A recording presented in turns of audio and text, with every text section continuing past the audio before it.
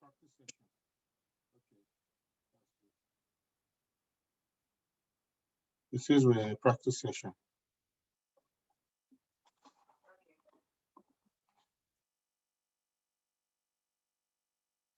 It's already recording the practice session.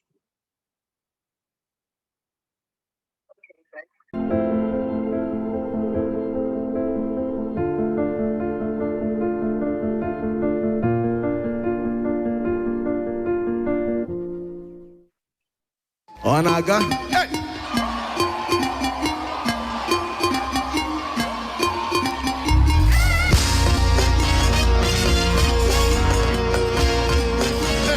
Let me hear you scream.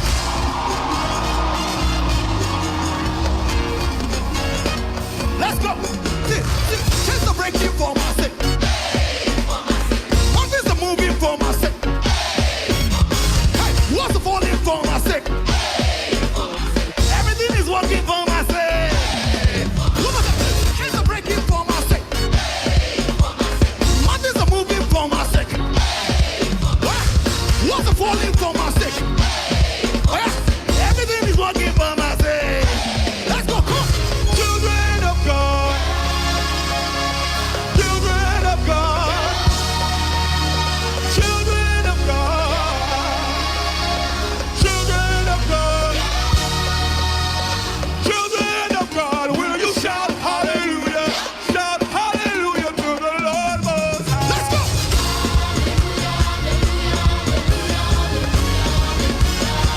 Come on, come on. Hello, everyone. You're welcome. 1, 2, 3.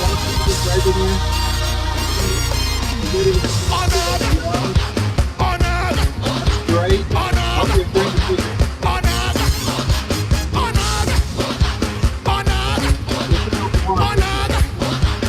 Let me hear you say, is it working? Is it working? Is it working? Everybody scream, it's working. You're welcome, everyone. We'll be kicking off in 1 or 2 minutes, so just waiting for a few more people.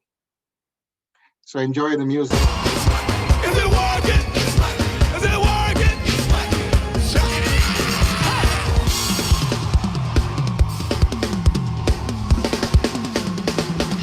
Listen. Miracles everywhere. Everywhere. Open doors everywhere. See, blessings everywhere. What? Victory everywhere. Chains are breaking for my sake. Mountains are moving for my sake. Walls are falling for my sake. Everything is working for my sake. Let's go. Children of God. Children of God. Children of God. Children of God. Children of God. All right. You're welcome to this webinar. It's exciting to be here, and I'm so glad for every single person here, all the attendees so far. We've got over 300 registrants, and I know so many people are going to be joining us. We've got over 50 attendees at the moment. I'm so honored and delighted to have you here. We're so excited to be here. And I am very confident that something special will happen in your life today. I'm so confident about that. And I'm really honored to have my very good friend, my partner, and my coach, Samuel Ekundayo. You're welcome. God bless you, my brother. God bless you, my brother. Thank you for having me. It's a joy. Ah, yes, that's wonderful.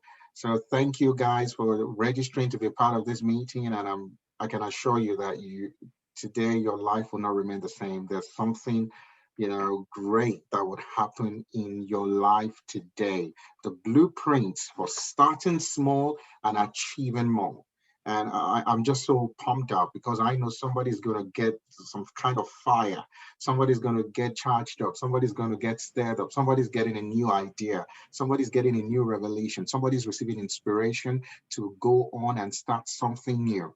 Original ideas, novel ideas coming into your mind. Today is going to be a day of revelation, a day of insight, a day of deep instincts, a day where you dig deep and you see things you've not seen before. And I'm really confident that that would happen. All right. We're people of faith, and we would like to say a word of prayer. So I'd like us to do that before we start. And then I would ask my very good friend, mentee, assistant, for me to introduce Sam, and we'll go on. All right, let us pray. Father, we thank you for today. We thank you for your grace, your wonderful hand that's upon our lives. We thank you for all the wonderful things you've done. We're asking and praying that today there'll be revelation, today there'll be inspiration, today you speak to us, you bless us, and that this webinar would be life-changing in Jesus' name. Amen. Amen. Amen. Great, great, great, great, great. So once again, you're welcome. The program is packed. So Sam and I would be going through some different topics as we look at the blueprint for starting small and achieving more. So we're going to get right into it. But I'll ask Tofumi, who is actually our host today, hey, to introduce Sam. Tofumi is a wonderful lady. I'll introduce her, okay? She's a wonderful lady, and she's been very helpful in putting this together. She's like behind the scene, and I really forced her to do this because she's very shy. But I said, no, you're going to introduce Sam Ekudai to everyone, and then Sam will kick off. We've got an outline, so Sam will start a section, then I will come in, and then we'll go back and forth, and then we'll have a time for question and answer. There's a question and answer panel there, so feel free to put in your questions. We'll come to that. We also have a few polls, and I think actually before Sam starts, we'll probably have a poll. I think, is that correct for me? We'll run a poll first before we get Samuel on. And sorry, Samuel, I'm saying Samuel now. Dr. Ekundai, the purple splitter. All right. Well, Tofum is already running the poll. Is that it? Yes, sir. Yeah, great. Okay, so Tofum is running the poll. So for everyone, we want you to start filling that right now. We want to see exactly. Great, great, great. Beautiful. We're running a poll right now just before we start. Great. So just 2 questions. Where in the world are you joining from right now? Great. 54%, 50% from Oceania. Well, 32% from Africa. That's great. Well, 3% from North America. Great. Keep going, keep going, keep going. Great. And how did you learn about this webinar? Social media, family and friends, others. Great. Great. 41 out of 60. 70% have voted. That's great. We're expecting a few more. That's good. Let's hit 90%. Let's see if we can get to 90%. All right. If you have not voted yet, let's see where you're from. Great. Keep going, keep going, keep going. Most of the people in Europe are just waking up. No one from South America yet. We're getting there. Maybe the next one. Asia, a few people from Asia. That's great. Fantastic. It'd be nice to know where all the Asians are from, all the people living in Asia, which country is Singapore, China, Japan. That's great. And North America, I hope that's maybe Canada or the United States. All right, 86%.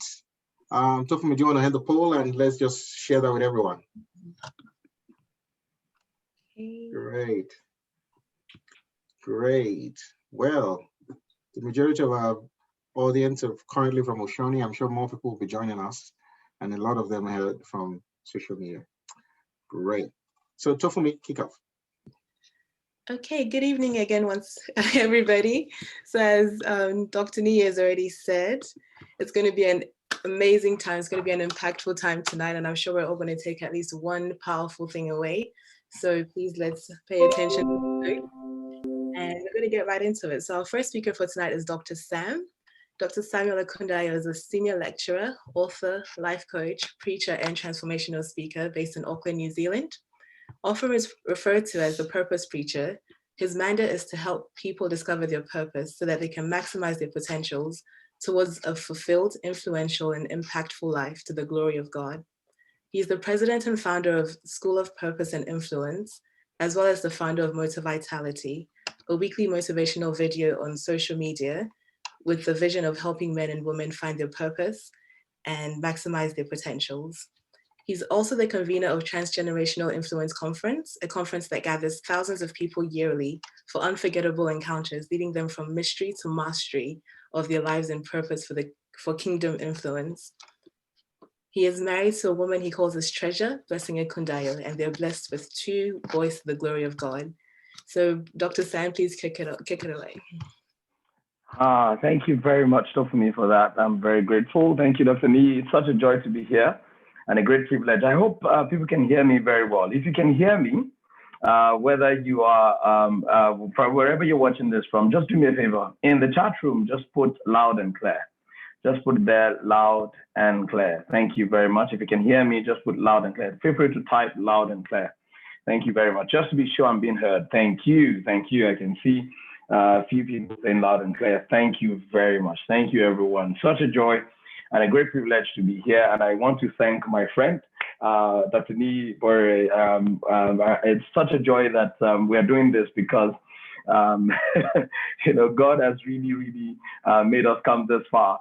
And I believe very strongly because, we came this far because someone is out there watching this, listening to this, that God also wants to bring this far and beyond. And that's why we're doing this particular webinar right now. We want to show you how we started. We want to tell you real life stories. We want to hold your hand as much as we can tonight or this morning, wherever you're watching from, to help you find out how you can start small and achieve more. In the year 2016, I had an idea, and it was a God-given idea I was very sure about, and it was to start making videos every single week. And, at that particular point in time, the strange thing was I hadn't edited a single video, before in my life.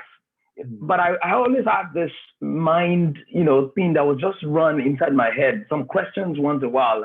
How do people who do videos, edit videos? You just ask that question in your head. Oh, someone's watching from the US, 3 a.m. there. Oh my goodness. Oh, Coach Eden, God bless you. Thank you. And so the questions would just come in my head. And I started to, just say to myself, one day I'm going to find out how to edit videos. And then until that idea came, and I remember very much well, it was December 2016, the idea came to do videos every single week and help people discover their purpose so that they can maximize their potentials. January 2017, precisely on the 30th or 31st, I started making videos. As I speak to you right now, the videos are tagged themed multi-vitality. And as I speak to you right now, we are in the 196th episode of that video. It has not failed since the very first Monday it was released in January 2017. Now we're in October, November 2020, and I've made videos every single week. In fact, right now I make more than one video every week. The point I'm trying to make is for those watching me right now, any idea that God has given you, you can start small. I remember when I started, like I told you, I didn't know how to edit videos. All I knew was I just wanted to make videos to help people discover their purpose so that they can maximize their potential. That was the idea that I got. And then I started small. I remember at that time, I would put books on each other. That was my tripod. Now I have a standard tripod. I have a good camera. You all can see me, very, very crisp and clear. But when I started with my phone. It was just this phone. Place it on a pile of books. That was the tripod. I didn't have a microphone. I would just speak to the phone and you would hear me. And I think I did that up until 6 weeks. And I'll tell you the reason why I'm sharing this story very soon. I did that up until about 6 months rather. If you go to YouTube and look at my channel, you can find the very first video in January 2017. And then about 6 months later, I watched other people, do what they do, and I loved the quality. I love what they did. And then I saw that, I could actually do something more. And it was to, get a DSLR camera. And I remember getting my first DSLR camera. It was a Canon 600D. And then someone told me, that's a half frame camera. You need a full frame camera. I went from that to a Canon 60D. From a Canon 60D to a Canon 5D Mark II to a Canon 5D Mark III. And now I have a Canon 5D Mark IV. Guess what? That is not the story. The story is when I started, nobody knew me.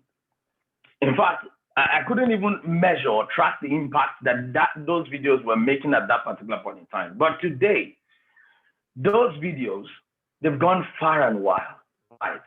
They've been watched hundreds of thousands of times on the internet. And many lives have been touched. Many lives have been blessed. The point I'm trying to make is, why should you start that idea that God has given to you? Why did I start? What if I didn't start? Let me ask you that question. What if I didn't start? You probably won't be here today, or maybe I won't be here today. Maybe you would be here, but I won't be here today, of course, because this world would not have heard of me. In fact, in 2018, 1 year after, Dr. Borere here sent me a message. That was how we actually connected. Send me a message. Said, man of God, I've been watching your videos. I love your videos. I love the quality. I love what you're doing. I love the message. Can we connect? And that's how we connected. And look at us chasing thousands for Christ and chasing thousands for the kingdom of God today.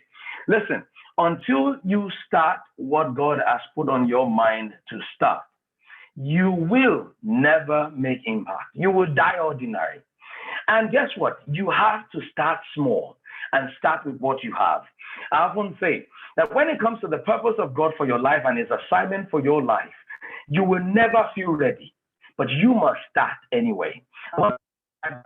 You will never feel ready, but you must start anyway.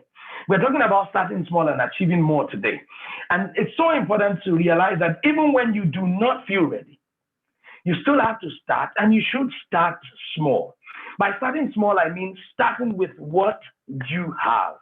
There's a story in the Bible that baffles me so much. And it was the story of when Jesus fed the 5,000. Jesus had finished preaching the message to 5,000, in fact, more than 5,000 people. It was only recorded that we had 5,000 men in the crowd.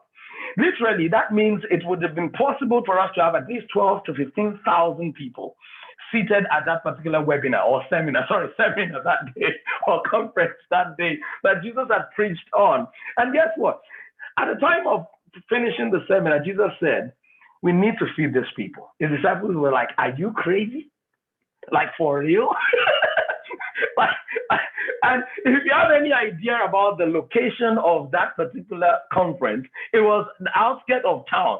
It was not somewhere they could quickly call Uber Eats, to quickly order some 5,000 stuff. This was the outskirts of town. So Jesus was probably, out of his mind, saying we need to feed these people. But while his disciples thought he was out of his mind, Jesus did something that was so powerful. Jesus said, we have to feed these people. Have this man sit down. And as they sat down, a boy stepped forward. This boy was not even counted. Listen, 5,000 men were counted. Boys and women were excluded. Listen, that thing that you are not counting is actually what counts towards your dream. I need somebody to type that out. That thing you don't count, that thing you think does not count, is what counts the most towards your dream. This is why you must start. There are destinies that are connected to your starting. There are destinies that are connected to that business that God has asked you to start all this while. There are destinies that are connected to that book you've been asked to write. There are destinies that are connected to that message you've been given. There are destinies connected to your story. And God has been telling you all along. It's been 1 year, it's been 2 years, it's been 3, it's been 4, it's been 5. I was working with a coaching client of mine the other day, and God has spoken to her since 2011, and this is 2020. And she couldn't get started until 2020. Imagine the number of destinies. Imagine the people who have died who didn't listen to her message. That's why you must start. There are destinies connected to your story. There are destinies connected to your obedience. One of the other reasons why you must start is the fact that God is always looking for something, and I need somebody to type this out or write it down. God is always looking for someone who will start what he has already completed in heaven. God is looking for people who will start on earth what he has already completed in heaven. So when God gives you an idea to start something, to start a business, to start a community, to write a book, hear this, he has already completed it in heaven. It's just looking for someone to bring that script to life. So all you need to do is just obey. Trust God. Just like Jesus did with that 5 loaves and 2 fishes. The boy stepped forward. He grabbed the lunch. And what he did was literally committed the lunch to God, and he prayed and let me say that again. When I started, I only had a microphone. I didn't have a microphone. I only had a phone and a pile of books. But I was grateful for what I had. I didn't look at it as that it was too small for me. No, I started anyway. This is why you must start. There's something else I want to share with you really quickly. I have about just 2 minutes for this particular part of the whole thing. In the book of Matthew chapter 13, Jesus said something that was very powerful. The Bible says, and he put forth a parable to them, saying, the kingdom of heaven is like a mustard seed, which a man took and sowed in a field. If you know a mustard seed is in fact, it's so, I wish I had one. It's so tiny. And the Bible is saying that is what the kingdom of heaven is like. But it doesn't stop there. Which the man took and sowed. Your starting is a planting. Let me say that again. Your starting of any idea you've been given, of sharing your story, of writing that book, of doing that very thing God has laid on your heart to start, is a planting of a seed, of your own mustard seed. And if you would dare put it in the ground, if you would dare just start, if you would dare just be grateful for that mustard seed, if you would dare just obey, if you would dare just trust God and put it in the ground. Oh, when seeds go into the ground, it would have to die. There will be times you feel like you're dying. There'll be times you feel like no results are coming. There'll be times you feel discouraged. There'll be times your enthusiasm will dwindle and your passion will fade. There will be times you will feel and ask yourself, why did I start? And this is why you must know why you must start.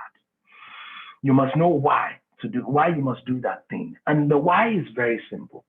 Every time God gives you an idea, there are lives he wants to touch. There are destinies he wants to connect with. And you are that link between God and the people he wants to connect to. You are that link between humanity and divinity. This is why you must start. I hope this has blessed you. Let's go into the next part of the session. Amen. Wow. Why you must start. I hope you're getting something there. I hope you're getting something. Oh, yeah. God, that's remarkable.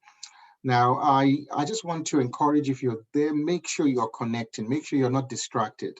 Make sure you are connecting. Make sure you're picking something, you're taking notes, you're paying attention, because what we're sharing today, we're sharing from our spirits, we're sharing from the depths of our souls, from our hearts, and we're not talking about things we've not experienced.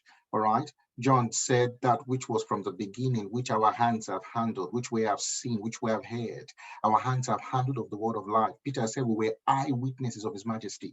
So when we tell you these things, we're not telling you cunningly devised fables. We were eyewitnesses of his majesty. Now, what we're sharing with you today are not things we do not walk in. So we're not telling you things that we are not manifesting. And so there's a legitimacy to what we're talking about today. Now, I will be talking about why start small. Now, Dr. Ekundayo has talked about why you should start, and I hope you got something there. Now, I'm going to just, blow that up a little bit and emphasize on why must you start small. Now, in order to understand why you must start small, I'm going to introduce a doctrine, and this is an original doctrine. I call it the doctrine of originality.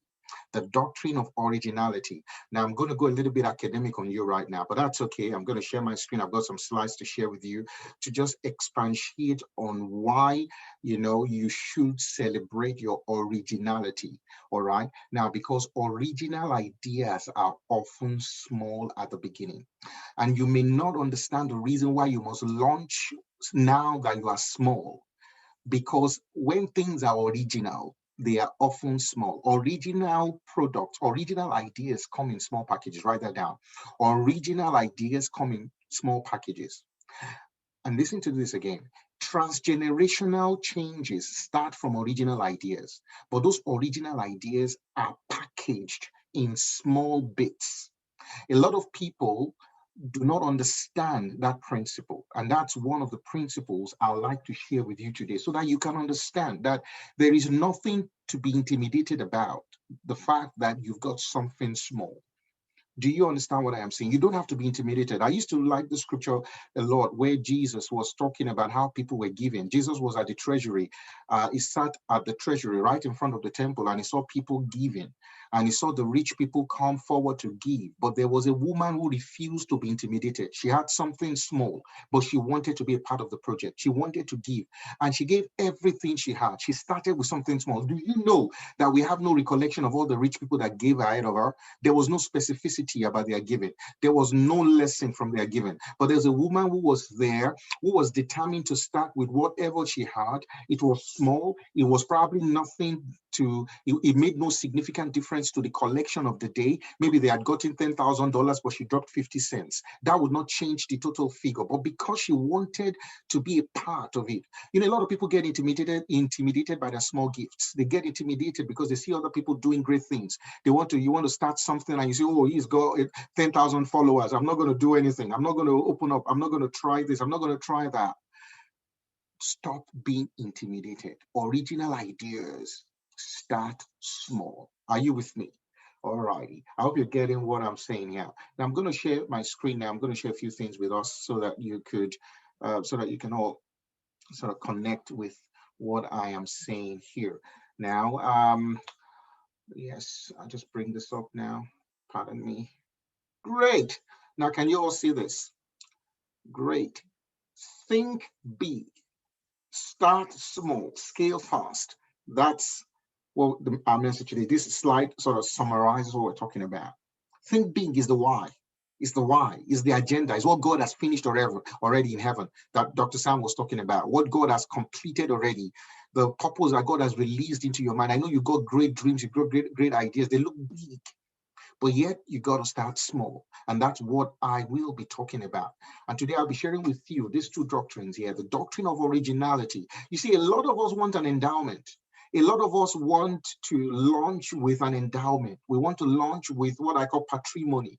We want to launch out with, a gift. We want to just launch out in a very big way, not understanding that originality starts in a very small way. And that is the key.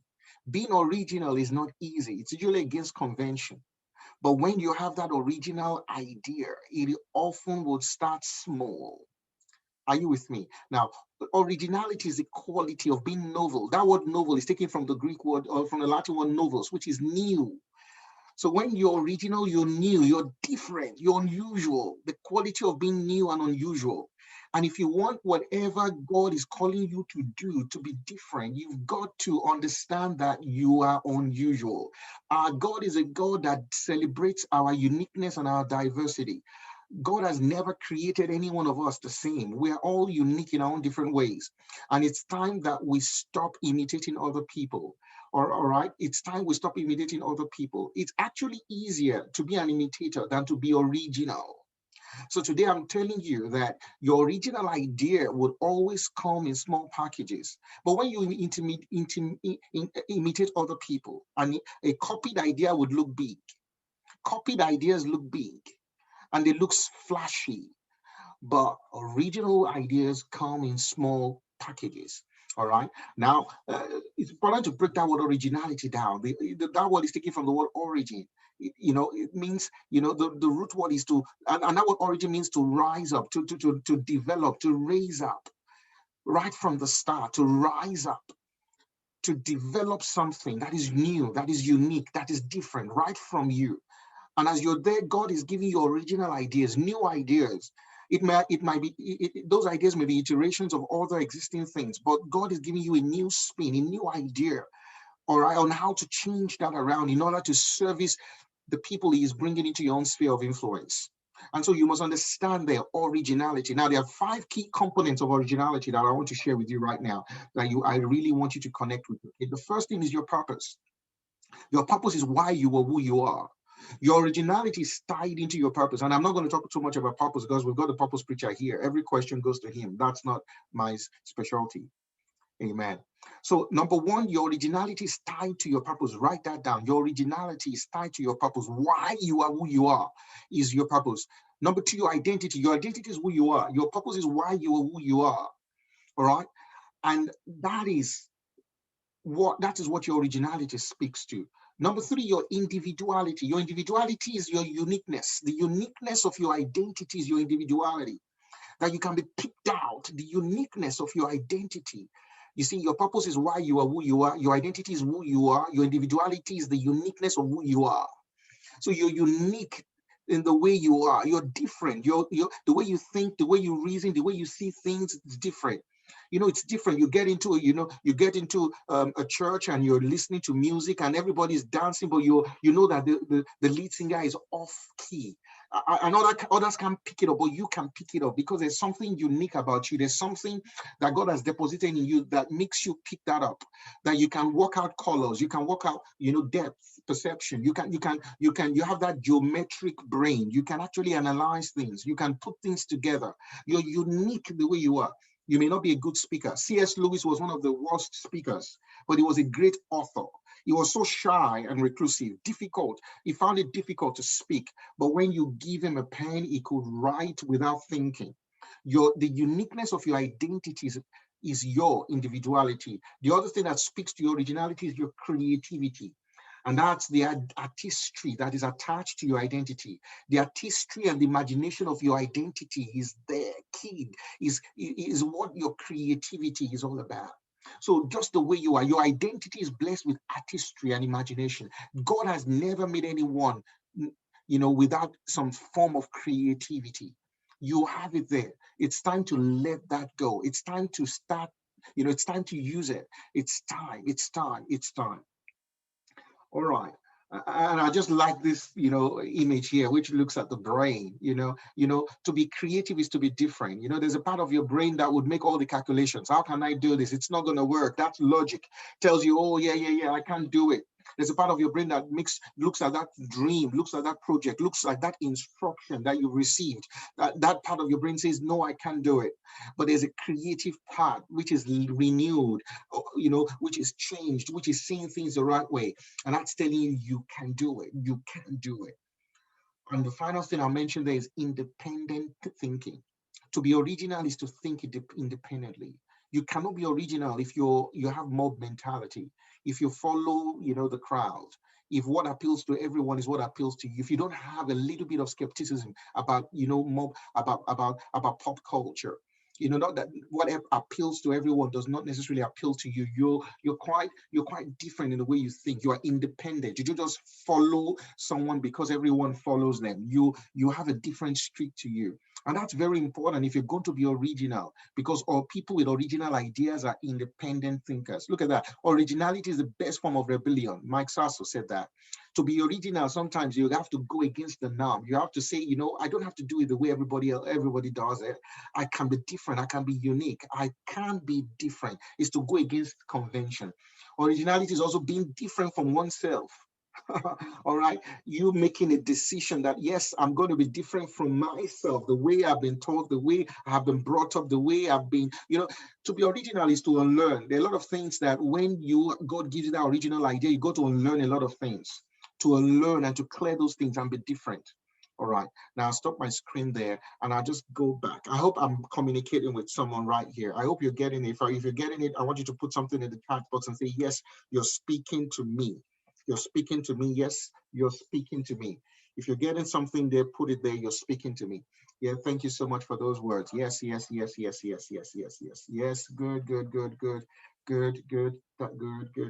Yes. So what am I saying here?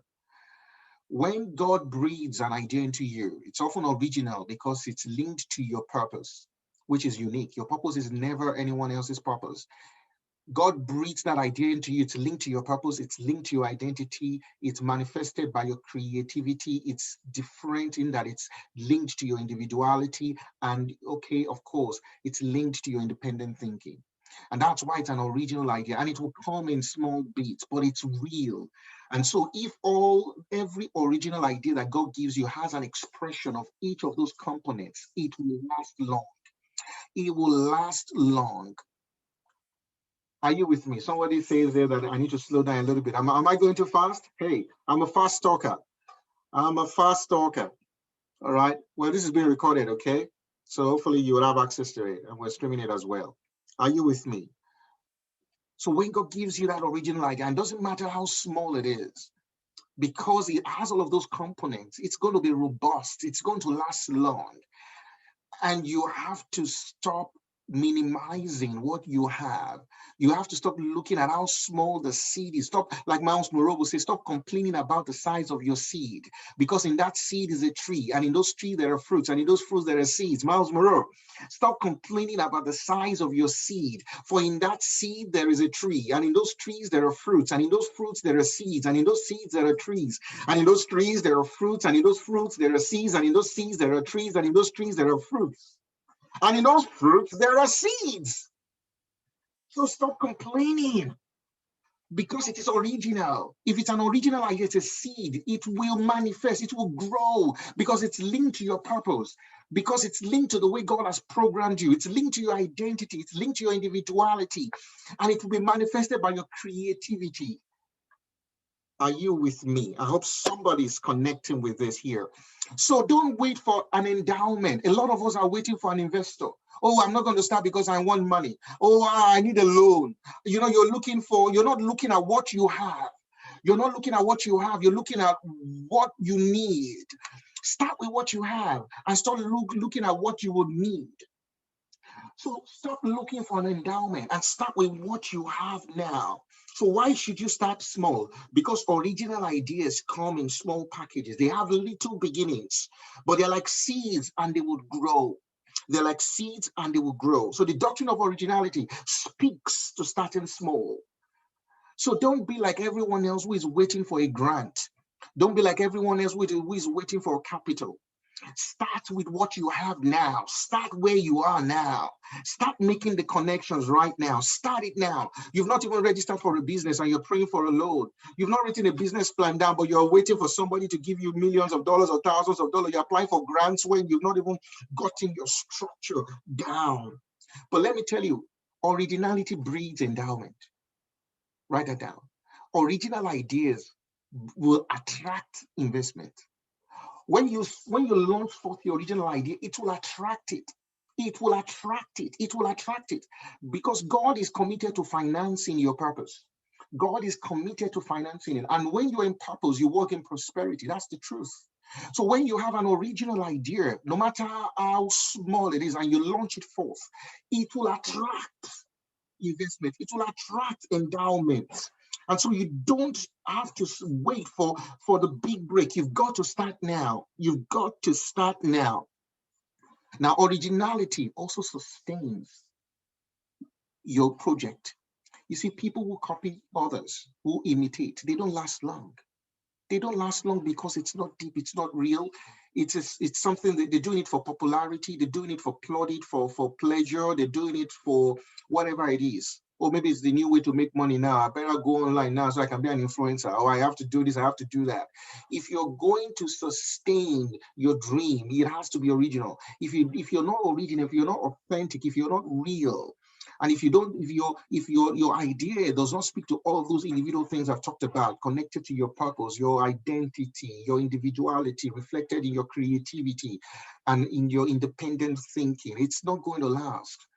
In fact, originality is what creates endowment. Go and look at those who are given money, the Bill Gates of this world and all that. They started with original ideas, and the original ideas have now created endowment for other people to follow. If you want to be a Bill Gates, stop looking for endowment.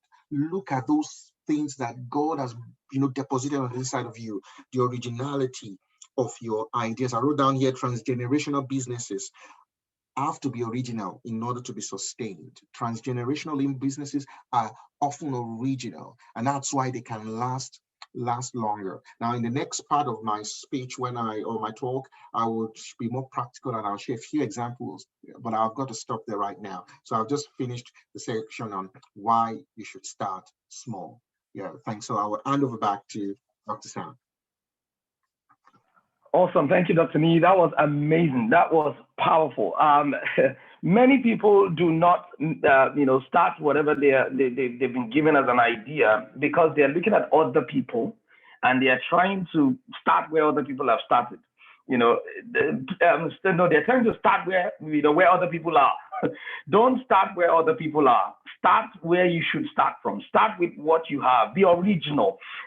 Do things, I'm not saying that you shouldn't learn from other people, but don't use someone else's revelation as your own genesis.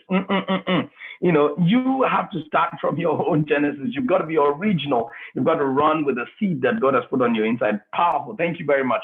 In this part of this session, I'm going to be talking about when you should start. We know that you're going to have that question. So when should I start?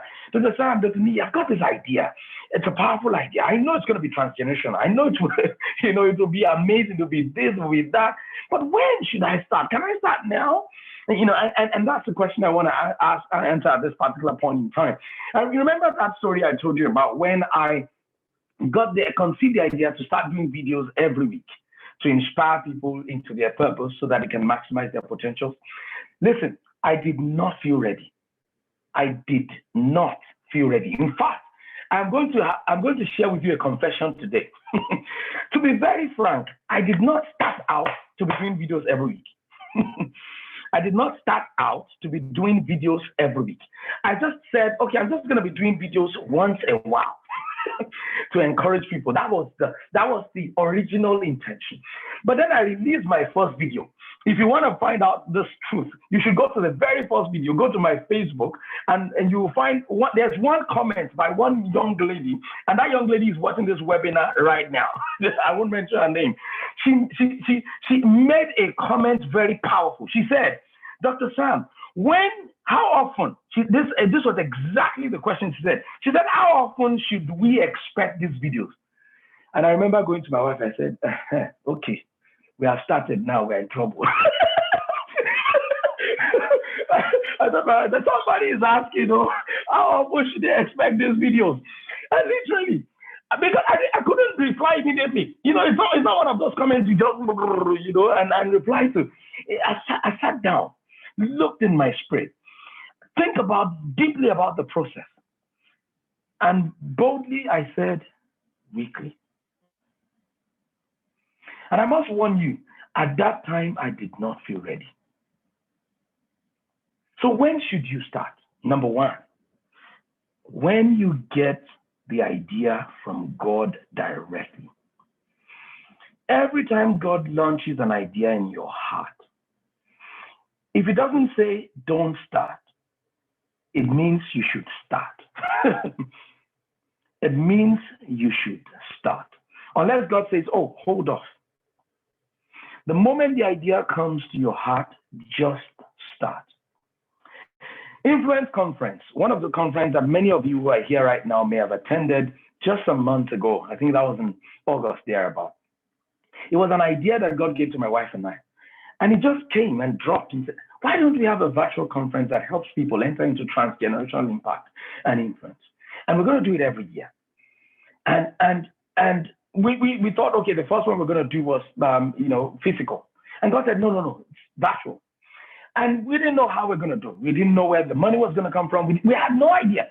Literally, had no idea. All we just had was just a single idea: do a conference that helps people enter into transitional impact and influence. And then we obeyed. And as we took the first step, hear this. This will set someone free. God leads us in steps. And somebody should have me type that out. God leads us in steps. The next step will not be revealed to you until you take the first step. Let me say that. Until you take the first step. And when you take that step, the next step will be revealed to you. And when you take that step, the next step will be revealed to you. And when you take that step, the next step will be revealed to you. You know why? Because God wants you to trust him every step of the way. Did you get that? God leads us in steps because he wants us to trust him every step of the way. So again, when should you start? Number one.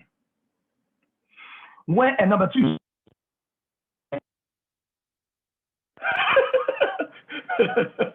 Someone will say, that sounds counter.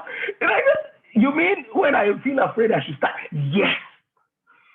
Because listen, everything God has asked you to start, every idea that you get that is especially divine, would always be bigger than you.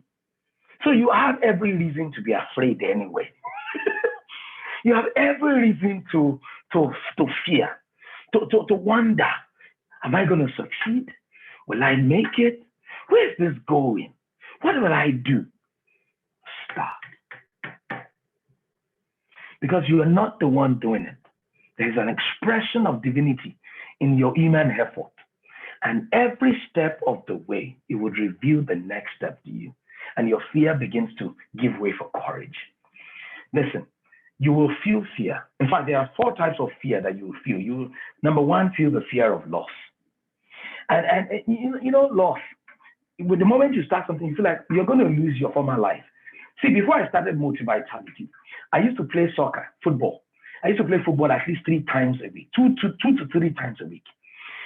And when I was going to start Multivitality and I saw where God was taking it, I started to get afraid. Oh my God, I will not have time to play soccer again. Oh my God. It was a fear of loss. And guess what? I've not played soccer in almost, apart from the one I play with my kids in my backyard, I've not played the league kind of soccer in almost 2 years. But God has replaced it with something more important. Lives are getting changed. Lives are getting transformed. Value has been added to people's lives. And that's what matters. Even if you feel the fear of loss, start. You feel the fear of pain. You know, every new thing you start will cause you some type of pain. Ask me if it's easy to do videos every week. I'll tell you it's not easy. Ask me if it's easy to sit down and read and learn and hear from God and read your Bible to get something to share with people every week. It is not easy. It comes with a bit of pain, but of course, without pain, there is no gain. There will also be the fear of the process. You're going to be like, if I go and start now, what if it didn't come out to turn out the way I was expecting it to turn out? Listen, gold must go through fire for it to be valuable. You must go through the process. So don't fear the process. Just dive in. I love the words of Dr. Nee. He would often say, keep swinging. Keep swinging. Keep swinging. And time will not permit me to tell you. Actually, I will share it. And I don't mind if I don't share the 4th fear is the fear of outcome. And I believe this will bless somebody. I heard this from John Maxwell. And I want to quickly do an illustration real quick. Let's say, this is actually called the parable of the tree or the parable of the axe or something like that. You have a tree to cut down. Okay. And you have an axe. Of course, the very first day or the very first time you swing to hit the axe, the tree will most likely not come down that day. Am I correct? If I'm correct, put it in the comments. Say correct. Aha. But if you would be consistent enough and you hit that tree in the same spot consistently, you go there today, you hit it once. You come back tomorrow, you hit it in the same place. You come back the next day, you hit it in the same place. And you hit it, and you hit it, and you hit it, and you hit it. That's the process. One day, the tree will fall. Listen to me. I started Multivitality January 2017. I've traveled to about 6 countries of the world, to many different cities in those countries, even to Solomon Islands. In fact, someone paid for me to go to my own country to go and preach. To make is you're going to feel fear, you're going to feel pain, you're going to have the fear of the outcome and fear of process, but you must start anyway, because if you don't start, The destinies connected to your message will not be able to connect to you. Let me say that again. If you don't start, if you don't pick up your axe and start to swing on the tree, swing against the tree, the destinies connected to you will not connect with you. They are waiting for you to start. There are many people crying out to hear your story.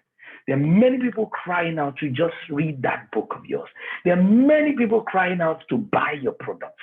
There are many people crying out for that original thing on your inside. It's a seed, and you must put it into the ground. Two things really quickly. You must also start when you can answer these three questions. I will not elaborate on them, but I will give you those questions. Number one, who am I? The question of identity that Dr. Lee talked about earlier on. Number two, why am I doing this? That's a question of purpose, okay? Why am I doing this? If you can answer these questions so well, nothing, not the opinions of anyone cannot stop you from starting, okay? I love the words of Viktor Frankl. Viktor Frankl said that anyone that has a why can bear anyhow. If you know the story of Viktor Frankl, you know where that quote came from. Anyone that has a why can bear anyhow. And lastly, you must answer the question, where am I going? That's a question of vision. The first one is a question of identity. The second one is a question of purpose. And the third one is a question of vision. When you can answer those three questions, the last thing you need are the team, the people that you know they encourage you. Hey, I'm going to finish with this one. I'll finish in 30 seconds. Who are those people you surrounded yourself with? Could they be the source of your fear? Could they be the ones that are telling you can't do it? Nobody in your family has done it. Nobody in your neighborhood has done it. Nobody in New Zealand has done it. No one in Nigeria. Do you know all and they will read all the challenges for you. But listen, you must change those friends. When I started Multivitality, I had some friends. Right now, I don't have those friends anymore because they were people who did not encourage that motivation. They didn't see what I was doing. But to the glory of God today, my circle of influence has changed. And I'm thankful for where I am because it's helping me to even go bigger than Multivitality itself. So you must start now, unless God is telling you not to start now. I hope that's helped someone. If it has helped you, let me see in the comment section that has helped you. Praise God. Dr. Nee, over to you, sir. Wow, great. You must start now. Now is the time to start. Except God tells you to wait if he puts that idea in your heart. You know, T.D. Jakes told the story, and I just connect to it, and I've shared it a few times, of when God told Abraham to go and sacrifice his son Isaac. And Abraham had questions. Abraham did not understand what God was telling him to do. Abraham was confused. Abraham did not even tell his wife. He didn't even get permission from his wife, the woman who had waited, the woman who conceived during menopause, the woman who was confused about having a child. She gave her slave, our Hagar, to her husband. The woman who had gone through 9 months of pregnancy in old age with a backache. She probably had a difficult labor. She probably had difficulty breastfeeding. She probably had now this young man, Abraham, got out of the house early in the morning, took this boy on an ass to sacrifice him. The young man was also worried. He said, Dad, where is the lamb? I can see the fire. I can see the wood. Where is the lamb? But Abraham said, listen, just one step at a time. Just one step at a time. God will provide. What Abraham did not know is that on the other side of the mount, God was leading a ram up the mountain. You see, when you take your own steps on your own side of the mountain, you may not have all that you need, but God is working for you already behind the scenes. He is bringing the ram up to you. All you need to do is to get on top of the mount, because the ram will be there. The provision will be there. All you need to do is to launch it forth, because the person that God will connect you with will not find you in your room. They will find you when you're out there doing that thing. They will find you selling that product. They will find you advertising it online. They will find you on the streets. They will find you teaching. They will find you ministering. They will find you singing. Somebody will find you. But if you stay there, if Abraham had said, well, I don't know, I don't understand, where is the ram? God, you need to show me first. He would have had no clue. But when he got to the mouth and he obeyed, God said, there's a ram there. When you took the step out, he took the step, and you brought them together. So when do you start? Now. Type there, I'm starting now.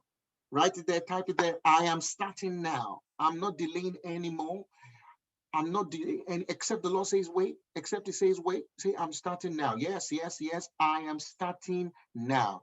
Yes, yes, yes. Glory to Jesus. All right. Tofumi, do you want to share the book? Share the book so that I can say one or two things about the book. Thank you all for connecting. We promised you this book, The Diary of a Brainiac. Great, great, great, great. This is my first book. And I want to tell you another one is on the way. Another one is on the way, a bigger one. But this, The Diary of a Brainiac, it speaks about my profession as a neurologist and why I decided to pursue this career, especially the values that I have, my essence, my purpose, and how I decided to go in there. It's not a highly technical book. So any person who has doubts about career, their career choice, anyone who wants to understand a bit of purpose would find this book, very, very useful. This is a book that just introduces me from a professional sense and what I have experienced pursuing a career as a specialist that looks after brain doctors. But it will be a good read. It's a simple read. It's a not very voluminous book. So, you can finish it within a day. It's a small book, but it's a book that will make a difference to your life. It's a free book that you're all going to be getting. Hopefully by tomorrow or maybe later tonight, we will send it to your email addresses. So the email that you used to register will be used for this as well. So we'll send the emails to you. So thank you all for connecting, and I hope you find this book wonderful. And I like your comments, okay? You can send your comments to me on my website, niborere.com, or on my Facebook page, Niborere, or you can send me an email as well. All of those details are listed in the book. So thank you, thank you, thank you. All right. Now, if you have questions, please keep your questions ready. We're going to be answering questions. We've got, enough time to be able to do that. But now I will be going to the other aspect of this, which is how do you start? See, look at how we've been building this up. Why start? Why should you start? Why should you start small? When should you start? How should you start? Now that you're deciding to start, now that you have that big idea and you know that you have to start it small, it's original, it's real, it's deep, it's genuine. It's time to start now. How should you start? Now, it's very important to understand how to start your original ideas. Otherwise, you will make a shipwreck of it. If you don't understand how to go about it, you would make a mess of it. The first thing that I would write, and I'm going to put it this way. So a few steps that I've written here that I think will be of benefit to you. And I will just read everything out first, and then I'll take it one by one. Number one, document it. Number two, research it. Number three, protect it. Number four, plan it. Number five, connect it. Number six, market it. So I'm going to talk about these 6 quick steps, all right? And I know that that would be a blessing to you. Number one, document it, write it down. Write it down. When you document someone said, and I'm sure it's a very familiar, quote, that the faintest ink is better than the sharpest memory. Always have the habit of writing down ideas. When you get an idea, you write it down. You write it down, and not just write it down in a simple way. Once you write it down and you breathe on it and you just reflect on it, Coach Eden is here, and from some weeks ago we were sharing together, and she told me how she just got an inspiration one night, and she just took a pen and she was just writing. Recently we had a session with Fela Drotoye who said he wrote a whole book just during a Q&A session and a program the ideas just came to him and he just started writing.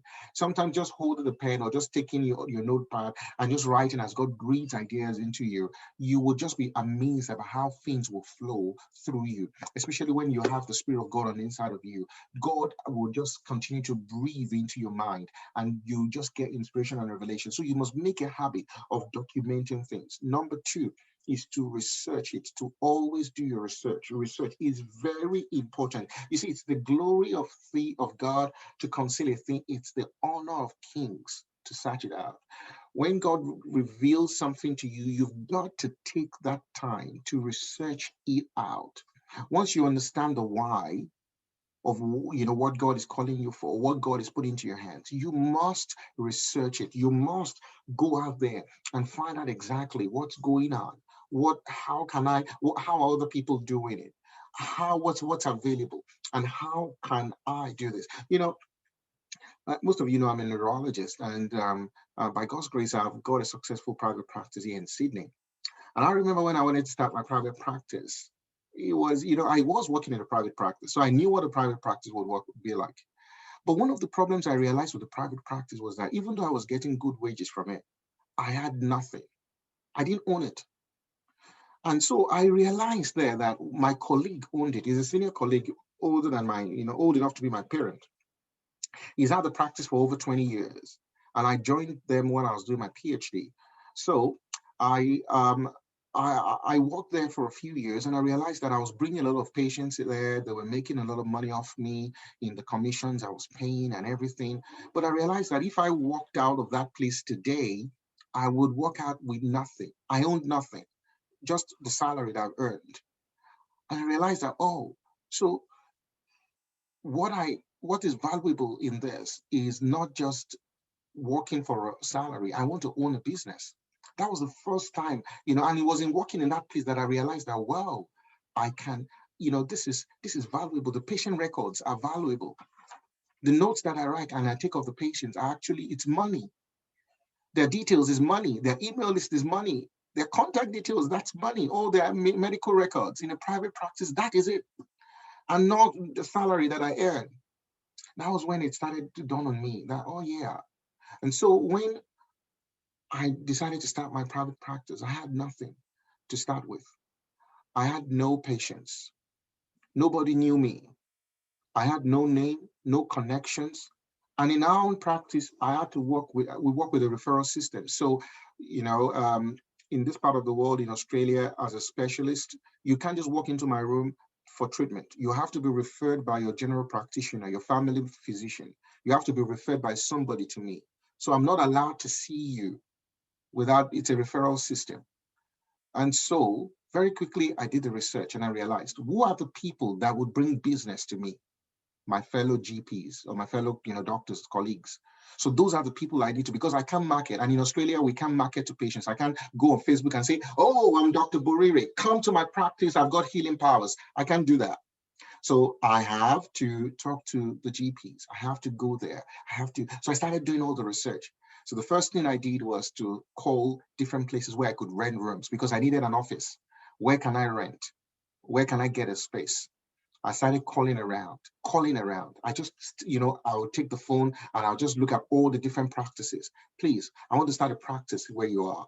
And I got a lot of rejections. Oh, we don't have space. Oh, blah, blah, blah. Or some people would say one ridiculous amount, and it was just difficult. Until one day I called the private hospital near me, which I've been avoiding because private hospitals are very expensive to rent. And I called and I said, I'm going to ask. I took the bold step and I called them and I said, I want to, you know what I said? I said, I want to speak to the manager. And I was shocked. They said, yeah, come over and speak to the manager. And I said, hi, I want to start a private practice here. How much would you rent out the space for me?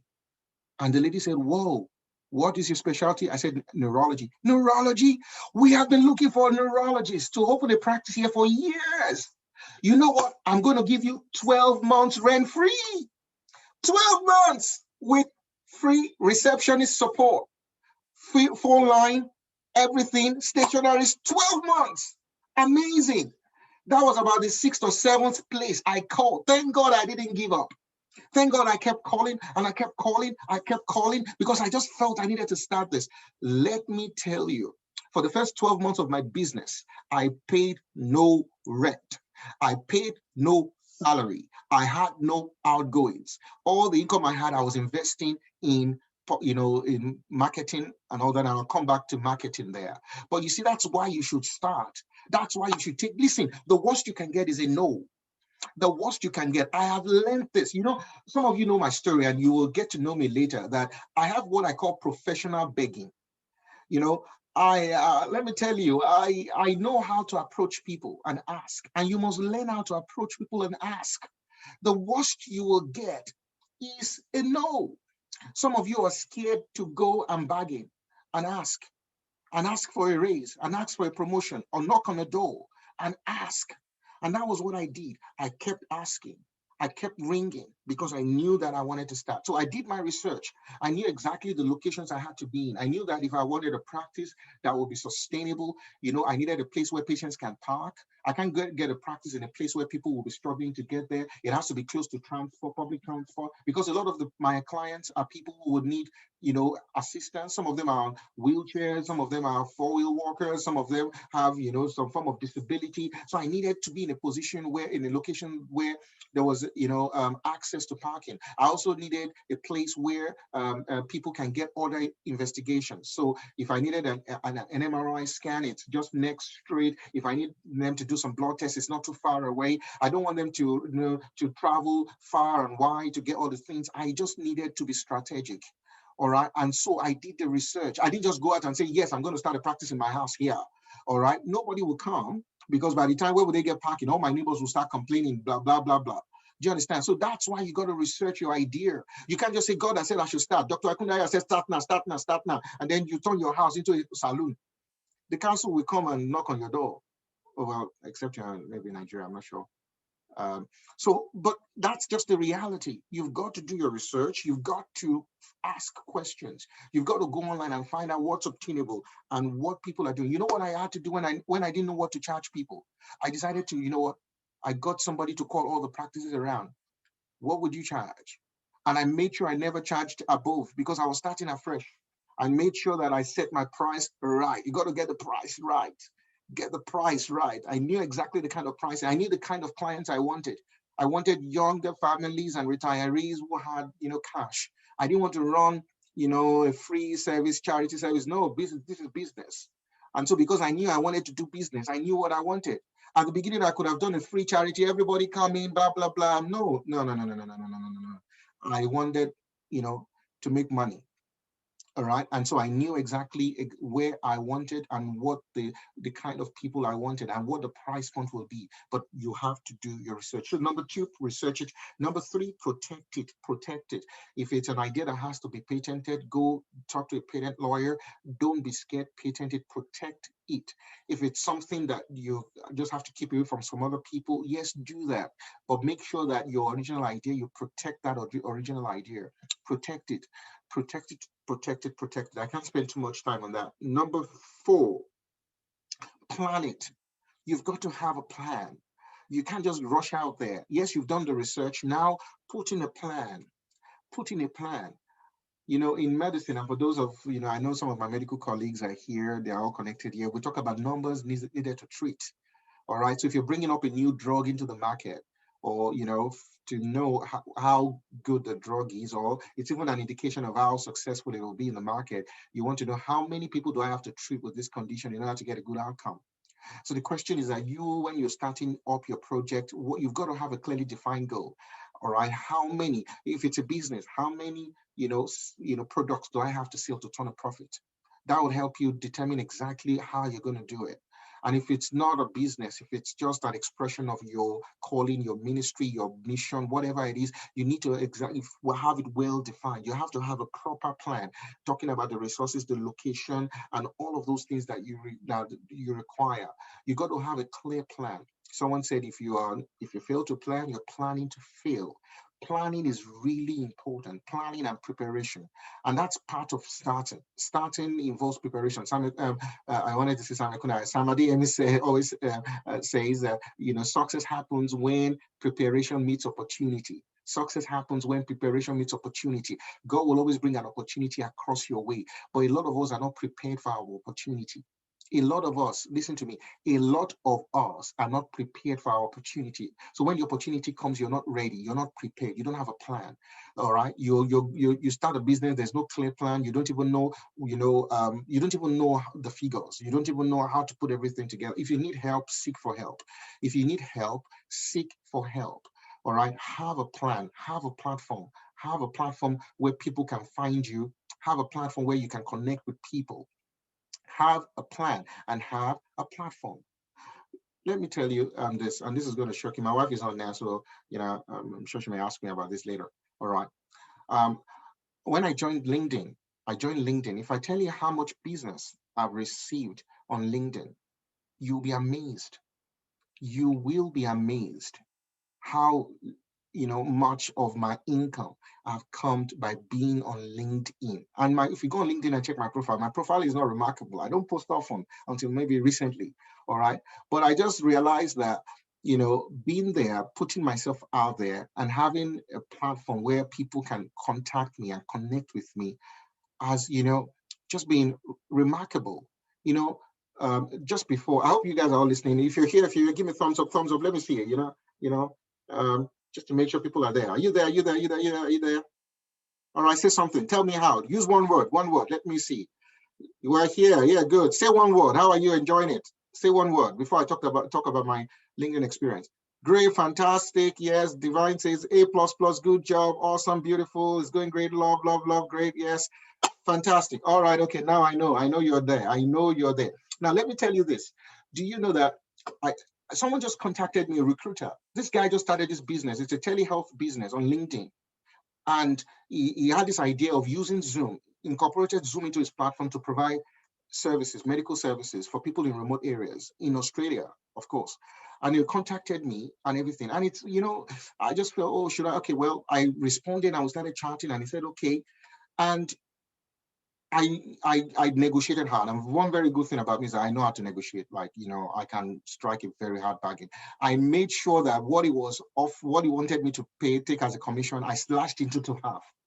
But because I realized the way he was talking to me, he was so desperate to have me. So I said, okay, if you're desperate to have me, you pay more to have me. So I joined this platform. This guy was not making any money. In fact, the telehealth thing his business was about to collapse. Not only was it about to collapse, the Australian government was even thinking of scrapping telehealth because they felt a lot of people were not using it, only a few people in the remote areas. Then COVID happened. COVID happened. And then boom, the business just skyrocketed. And then this guy started, he will call and say, please, I need doctors. I need people, please. I need people. There's so much business. And it's just remarkable that, I just, I'd stay in my home and I would see patients all day. And I'll make as much money as I would make going to the office and not, all of that. So, but that was only possible because I had a platform. I had a brand that was out there. I put myself out there. My private practice was there and I was available. My services were being advertised. And that was how it was able to connect with me. All right. And that leads me to the next thing. And actually, that's where I was actually supposed to say this. Connect it, network.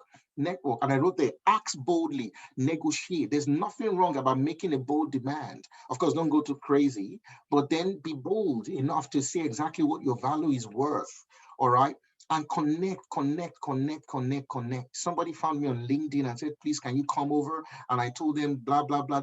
I'm telling you, the first time that I ever earned $10,000 in one day was through LinkedIn. One day, not month. $10,000 in one day. I'm not saying that to project my self-image. I'm telling you to let you know. Some of you on LinkedIn and your profiles are rubbish. All right. And you just put there, you put there Dr. blah, blah, blah. How would I put it? Serving my community. Like I see some of those profiles, I'm like, whoa. Who wants to hire somebody who is serving their community? Do you understand what I'm saying? You have to put yourself out there so people can find you, so that when they search, they can find you. Use keywords where people can find you. So connect with people, ask with people. Do you know that when I wanted to start my practice, and I'm using this very good example because that's, the kind of business I run, I approached somebody. And I told him, I said, listen, I want to rent a space in your room, okay? I know you have a place, you have a room. Can I rent an office there so I can? And he said, okay, I'll get you to rent the office, but I'm going to take 50% of all that you earn. This was somebody that I respected, 50%. And I was so keen, I was about to start. That was before the hospital offered me the rent-free, Thank God I did not settle for that. This was somebody that was my senior colleague. He was also a neurologist. We were in the same department in the hospital here at Liverpool. He was somebody that I considered very close, and anytime I haven't had any trouble, I would, speak to him. And he looked at me eyeball to eyeball and wanted half. I was like, wow, this man is bold. With all the money you've made, he's in his 60s. All the money you've made all your life, you still want to take half of this your small boy's stuff. And I looked at him straight away. Thank God for the Nigerian blood I have in me. Like, I've come here to hustle, man. I'm not here to, like, I said, no. I said, I'm sorry. I said, no way. 50% for your children's inheritance. Because I looked at him, I'm sure he's just driving a Toyota. Doesn't need money. All right. For your children's inheritance. No, I'm not going to swear for your children's inheritance. All right. I knew that what I wanted. And so I negotiated. So you will connect with people that want to take advantage of you. They will ask boldly. Do you understand? And anybody that negotiates with me, ask Dr. Ekundayo. He's my coach. He knows. Before he can get any cent out of me, we talk, we negotiate it. And if I'll even tithe him because I'm a Levite. I'm a pastor. I will tithe. I'll take his tithe on it. He's laughing. So you have to be smart. You have to know how to negotiate. Otherwise, people will take advantage of you. The final thing I'll mention there is market it. Market the idea. Make a list of what you need. Do you know that when I started my practice for those who live in Sydney here in Fairfield, one day, because it was a brand new place and I just didn't know anyone. Actually, what I did was that I took this bag. Oh, in fact, the bag is here. Look at this bag. It's a traveling bag. All right. I took this traveling bag and I'm not even sure what's in it now. I think some of my materials are in it. Wow. I didn't plan for this. Whoa, yes. I've got materials here. See, this is a note, a referral pad, Southwest Neurology with my brand. I printed about 500 copies, okay, of it. Oh yeah, I found something. This is my profile, my professional profile. You see, Stephen, I'm so sorry, but I will just show you. I will show you this because you understand what I'm talking about. All right. So let me see if I've got one that's open already. No, I'll get the scissors. Just a minute.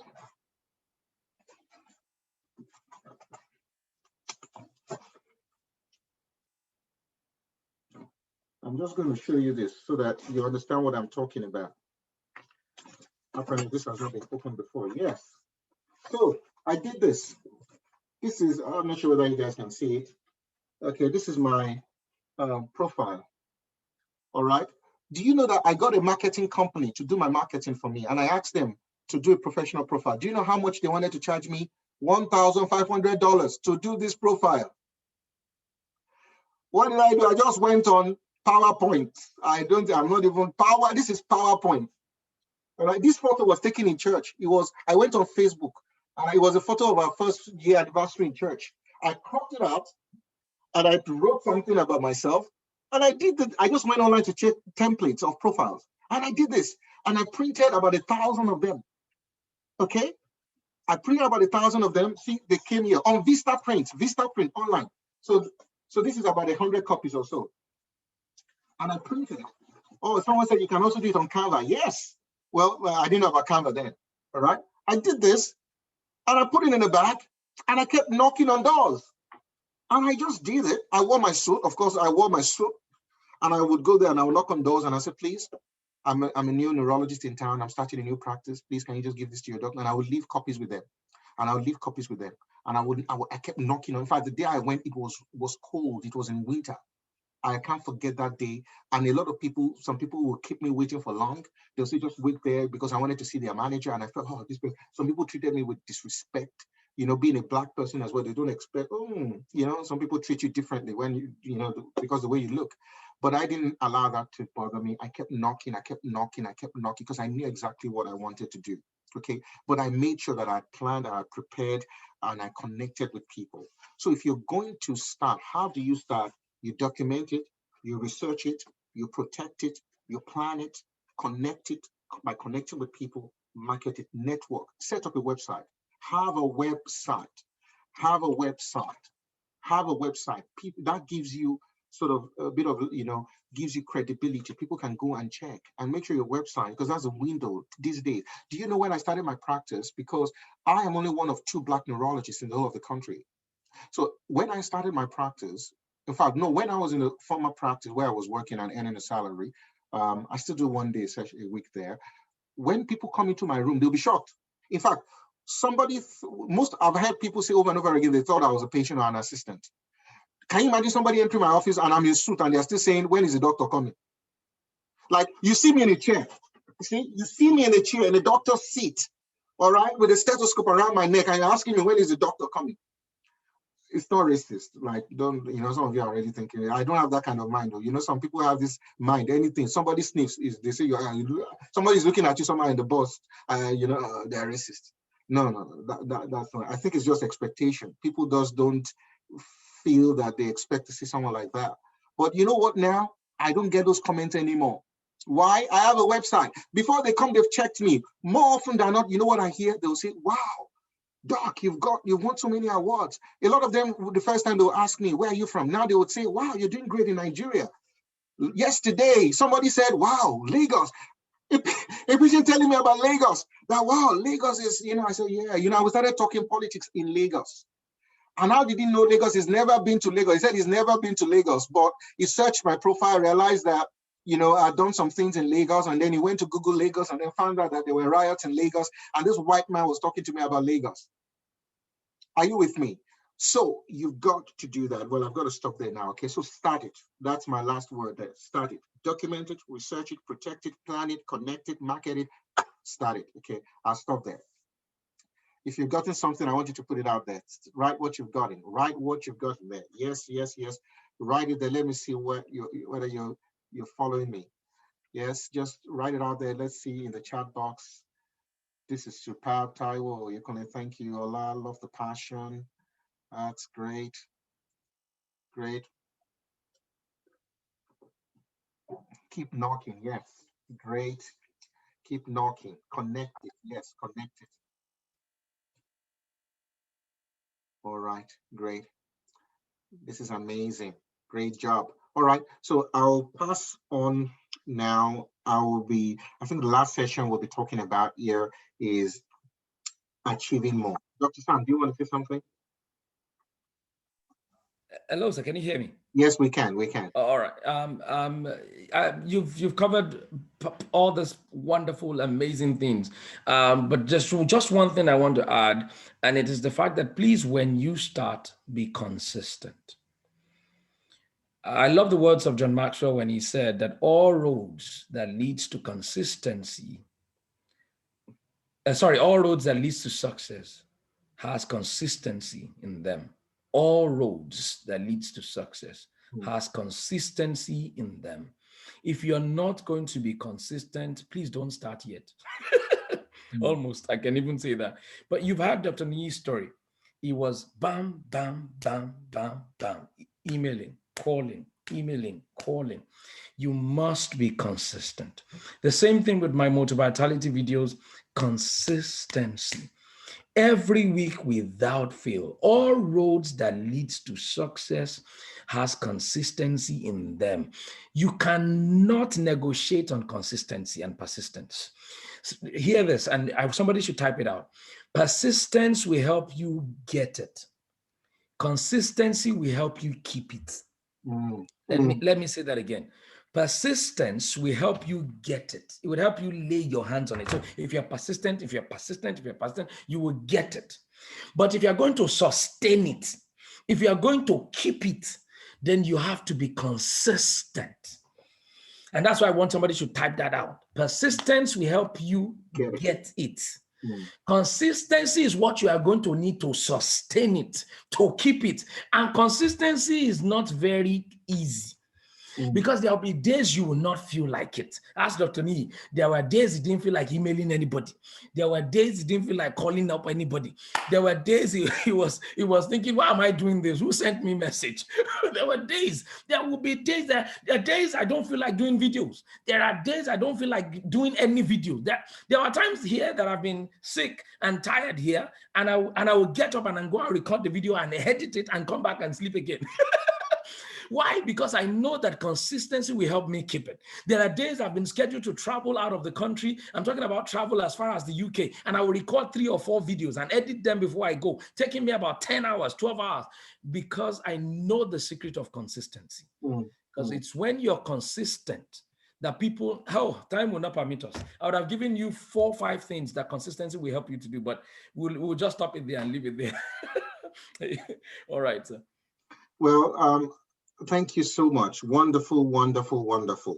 We'll in the next 5 minutes we would stop, and then we'll take questions for another half an hour, and then we'll be off here.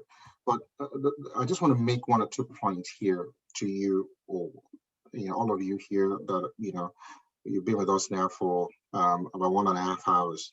Okay, that you always have to reinvent. Once you've started, how do you scale? How do you achieve more? You can only achieve more by, number one, being consistent, being consistent, being consistent, being consistent.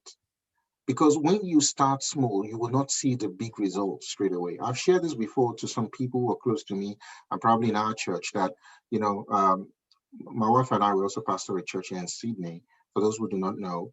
And, the same month that the church was inaugurated was when I started my practice.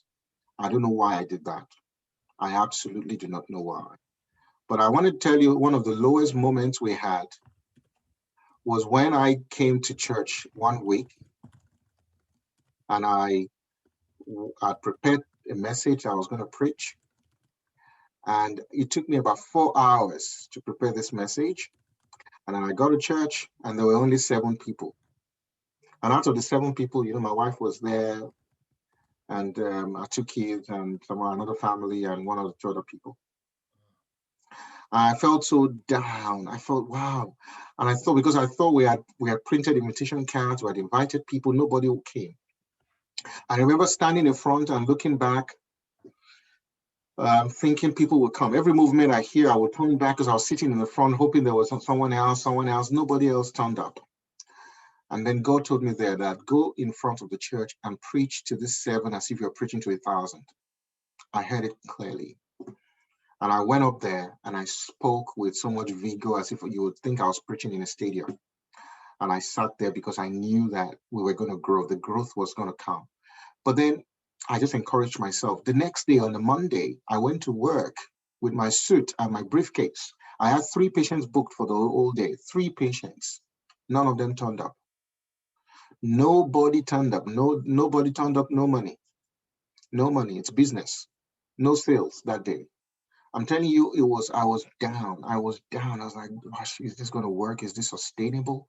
These people don't like me. Those thoughts were coming. All these people are racist. They've not seen the black neurologists before. They've not done this before. Nobody wants to see me. Maybe the patients don't want to come. Maybe the GPs don't want to refer, But I just kept swinging. In my words, I kept swinging. I just keep at it. Just keep swinging. Just keep swinging. Just keep swinging. If I show you my schedule now, I'm booked out till, December. Booked out. So the same people, where did they all come from? Where did they all come from? But I just kept doing what I had to do. And then the first person would come and say, wow, they'll be like, whoa, you are like my savior. And then word of mouth. And then the GPs, I had good attitude. I'll speak to them. I'll make sure that my letters go out the same day. In my practice, when I see somebody, the letter goes out same day. I made efficiency. And one of the things I wrote there was that, number one, I leverage on technology. And I'm encouraging you people, the same model you can put in your own business, in your own practice, in your own project, technology. On my mobile phone here, I've got access to almost 2,000 patients, 2,000 patients on this mobile phone here.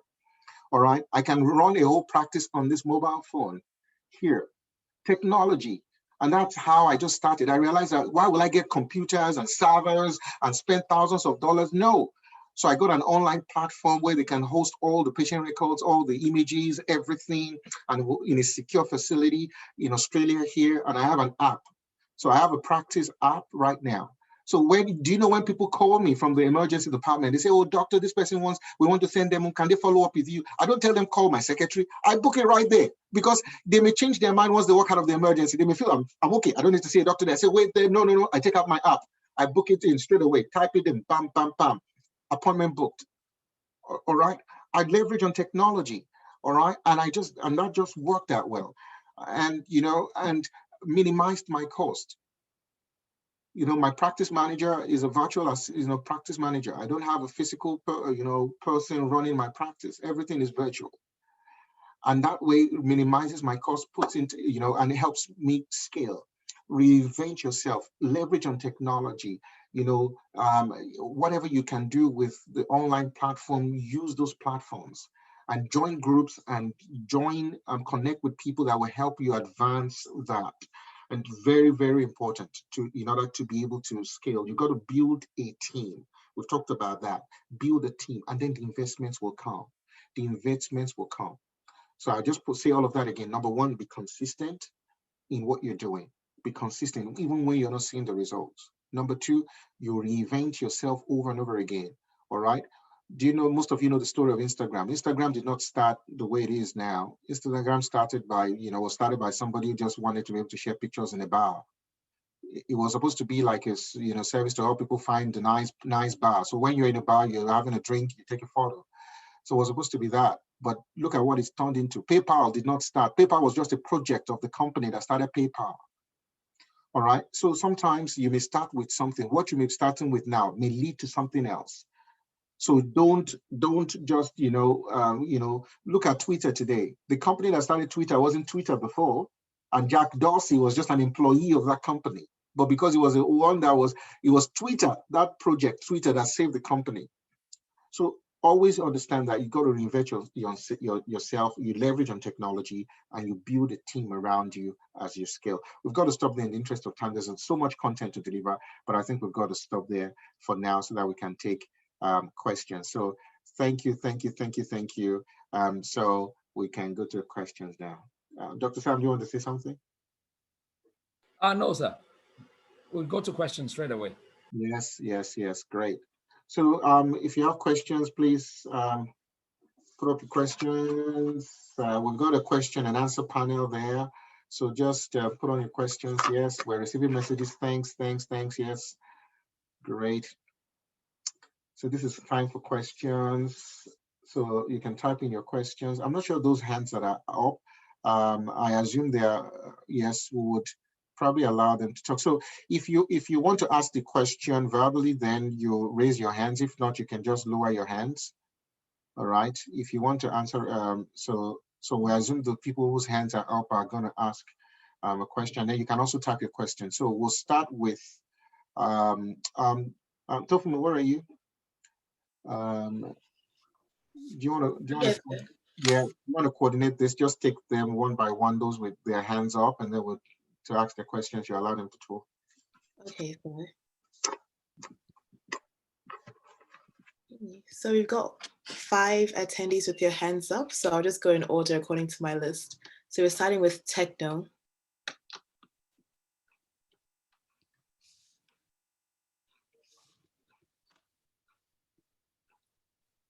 Hello?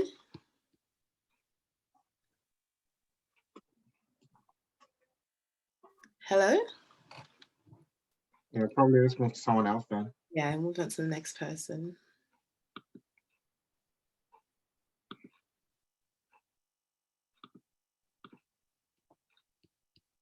Okay, we're moving on to Olayemi Aduloju.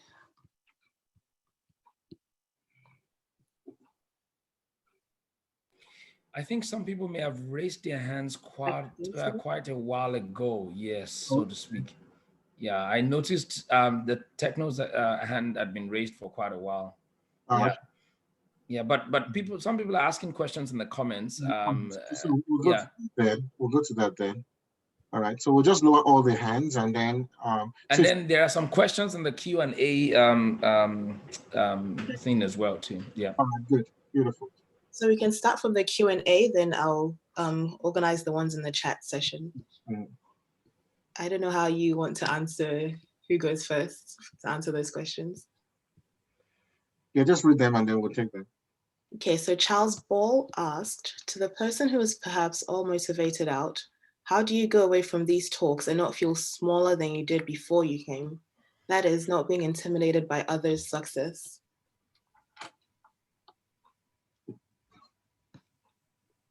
Who would like to start, Dr. Nee or Dr. Sam? So to the person who is motivated, how do you go away from these talks and not feel smaller? Well, that's a reflection of your mentality, your mental attitude. You must never be intimidated. You know, I started with the story of Jesus talking about how people gave. All right. And Jesus was talking about how people gave that. And he said that the rich people came first to give. And this woman saw people give. She was not the first person to stand up to give. A lot of other people who were successful at giving, but she was still determined to stand up and give. All right. We must never have the attitude that, all right, because others are succeeding, we cannot achieve success or we feel intimidated by them. No, you've got to run your race. You've got to be, you remember those things I talked about. You're unique. Your story is unique. Your experience is unique. And your ideas and the calling of God in your life, the assignment, the purpose that God has created for you is unique. All right. And so you're just going to run your race. Not everybody will be a superstar. All right. But at the end of the day, in your own lane, wherever you are, you still can achieve success. All right. And so it's in our mindset that we've got to have the right mindset and the right mentality and never minimize ourselves. Sometimes we reduce our own value by comparing ourselves with other people. Never compare yourselves with other people. Now, a lot of you may hear my story now, be like, whoa, this guy's a big boy. Well, you don't know where I'm coming from. All right, let me use the correct Nigerian accent now. I'm not sure whether I have one anymore. All right, you don't know where, if you know the kind of suffering I've suffered in my life in this country of Australia, if you know how I've suffered, and one day I'll have the opportunity to share my story, okay, of how I really started and suffered. But so when you see me today, and I'm still not the finished product. I came from somewhere. All The right. book is coming out. Tell Oh, yeah, them. yeah, my book is coming out. Another book is coming out in December, and that's my memoir, the actual story, right, of how I came from Nigeria to Australia, of my life, my family, my parents, my siblings, my life, my family. You would see that. All right. As a 6-year-old, I was abused by a neighbor. As my dad passed away. We had no money. We had Christmases where we had nothing to eat. I came to this country with $500 on a 3-month stories visa, stayed with somebody, moved around. The first place I lived, I had to share a house with a Pakistani. He almost killed me with his curries and all that. I'm telling you, I hated curry. The smell of the curry and the turmeric and garlic, almost every night, I was almost like choking to death for 3 or 4 months living with this guy. All right. All right. So all my shirts were smelling of curry. All right. Because this guy was into curry. So, but a lot of people don't know the story. The first over on call I did when I was working, I didn't have a car. I left. I was in the library. I forgot I had to go home. I was engrossed in what I was reading. And then they closed the library. Librarian said, go home, go home, go home. This was in Australia, in Newcastle. And then I got out, there was no bus. I got out, there was no bus. And I was new. My first week at work, I was trying to read everything about, all the patients I'd seen that day, not realizing that there was no bus in winter. And I didn't have a jacket. Honestly, I was freezing to death. I was freezing. I was like, God.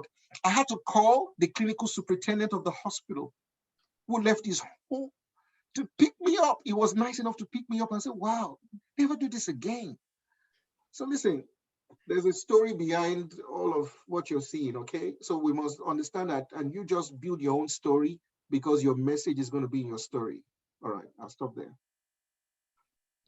Thank you for that, sir. Dr. Sam, do you have something to add to that? Yeah, it's okay to feel smaller than people sometimes, maybe because of what they have achieved and you haven't achieved. But there's something that you must always remember: no one is better than you. They are just doing better than you. I'm going to say that again. Nobody on the surface of the earth is better than you. They are just doing better than you. There's something they are doing that you need to learn, then you will do better too. God has not given anybody a super brain and then give another person an inferior brain. No one is better than you. So don't ever feel smaller than anyone. You just need to know that maybe there are some things you don't know yet. Maybe there are some things you're not doing yet. And as you know those things, as you begin to do those things, I'd love the words of Maya Angelou. She often say that when we know better, we do better. So maybe there are some things you need to know. Thank God you're a part of this webinar. You've learned some things tonight, and then you also, or this morning, wherever you're watching from, then it means you need to start acting so that you can begin to do better. All right. Thank you for that, Says. So the next question is, was there any time you felt like giving up, and how did you overcome it? Maybe we'll start with Dr. Sam this time. All right, thank you. Great question. I felt like giving up a lot of times. I'm just going to use that story that I've used in all of today's session, which is the story of Motive Vitality. There was a time I was asking myself, who sent me? like, like, why am I doing videos every week, for God's sake, and all, when I would spend 10 hours editing videos and all of that, and we take the whole day, take time off, time that I'm supposed to be spending with my family or even sleeping and all of that. And then I'll be like, why am I doing this? But then I will always answer myself because I know my why. And the why is that there are destinies connected to what I am doing. So I cannot give up. There are generations connected. The videos I'm doing are on the internet and they will last generations. They will last beyond my lifetime.